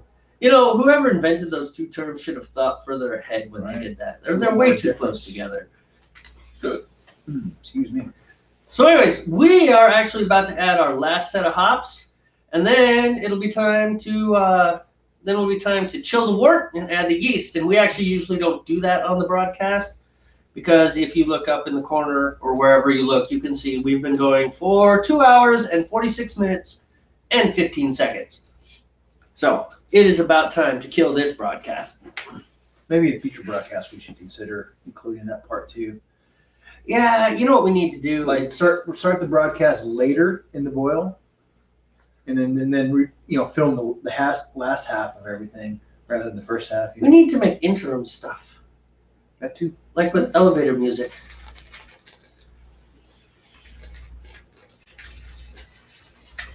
All right, now our last bit of hops is in. Last 5 minutes to go. So we got 5 minutes, and then We'll take it off and start chilling it down to, we want it to go at least less than 100 degrees Fahrenheit before we do anything else with it. that's the goal. which should be easy to do with all this snow. Yeah, we'll put it in the snow, let it chill, finish sanitizing the carboy, and then bring it in and get it in the carboy. And if we have to chill it some more, we will. Then we'll pitch our yeast, and then we'll cap it, and that's it, man. Those dishes will be done. Nice. So anyways, there were some things, it was interesting. So I was, so like I said, lots of work. Didn't get done till like 20 minutes after midnight. It was a long night. But after I was worried because I was like, I thought to myself, how do they do this? Because I'm listening to myself through the speakers. I'm standing 4 feet away from the microphone, so I've got the gain turned up quite a bit so it can hear me, which means it can hear the speakers too.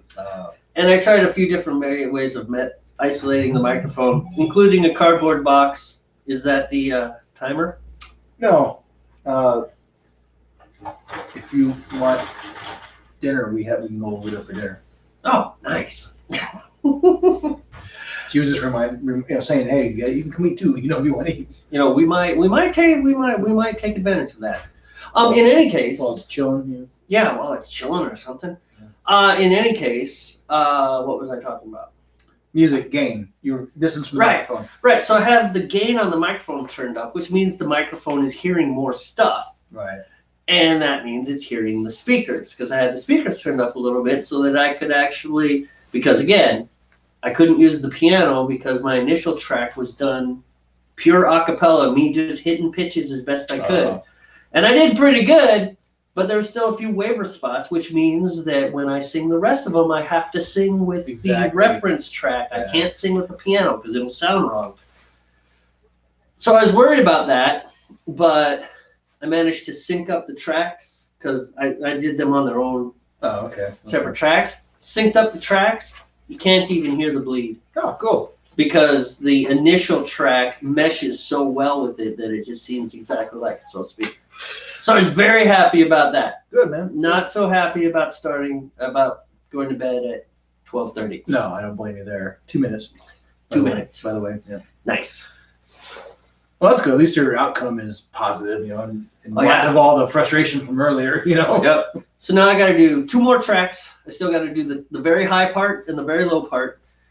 And then we got to mix it together, apply a little bit of EQ, edit the video, which the video is cool because you use a few tricks to give yourself infinite black behind you. Okay. Instead of a wall. A wall. Or a really bad curtain shot, which is even worse than a wall, if you ask me. Right?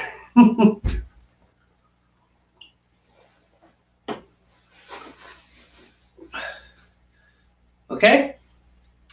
2 minutes? Yeah, well, about a minute now. So. Well, I'll tell you what. You want to say goodbye? Yeah, let's go ahead and call it.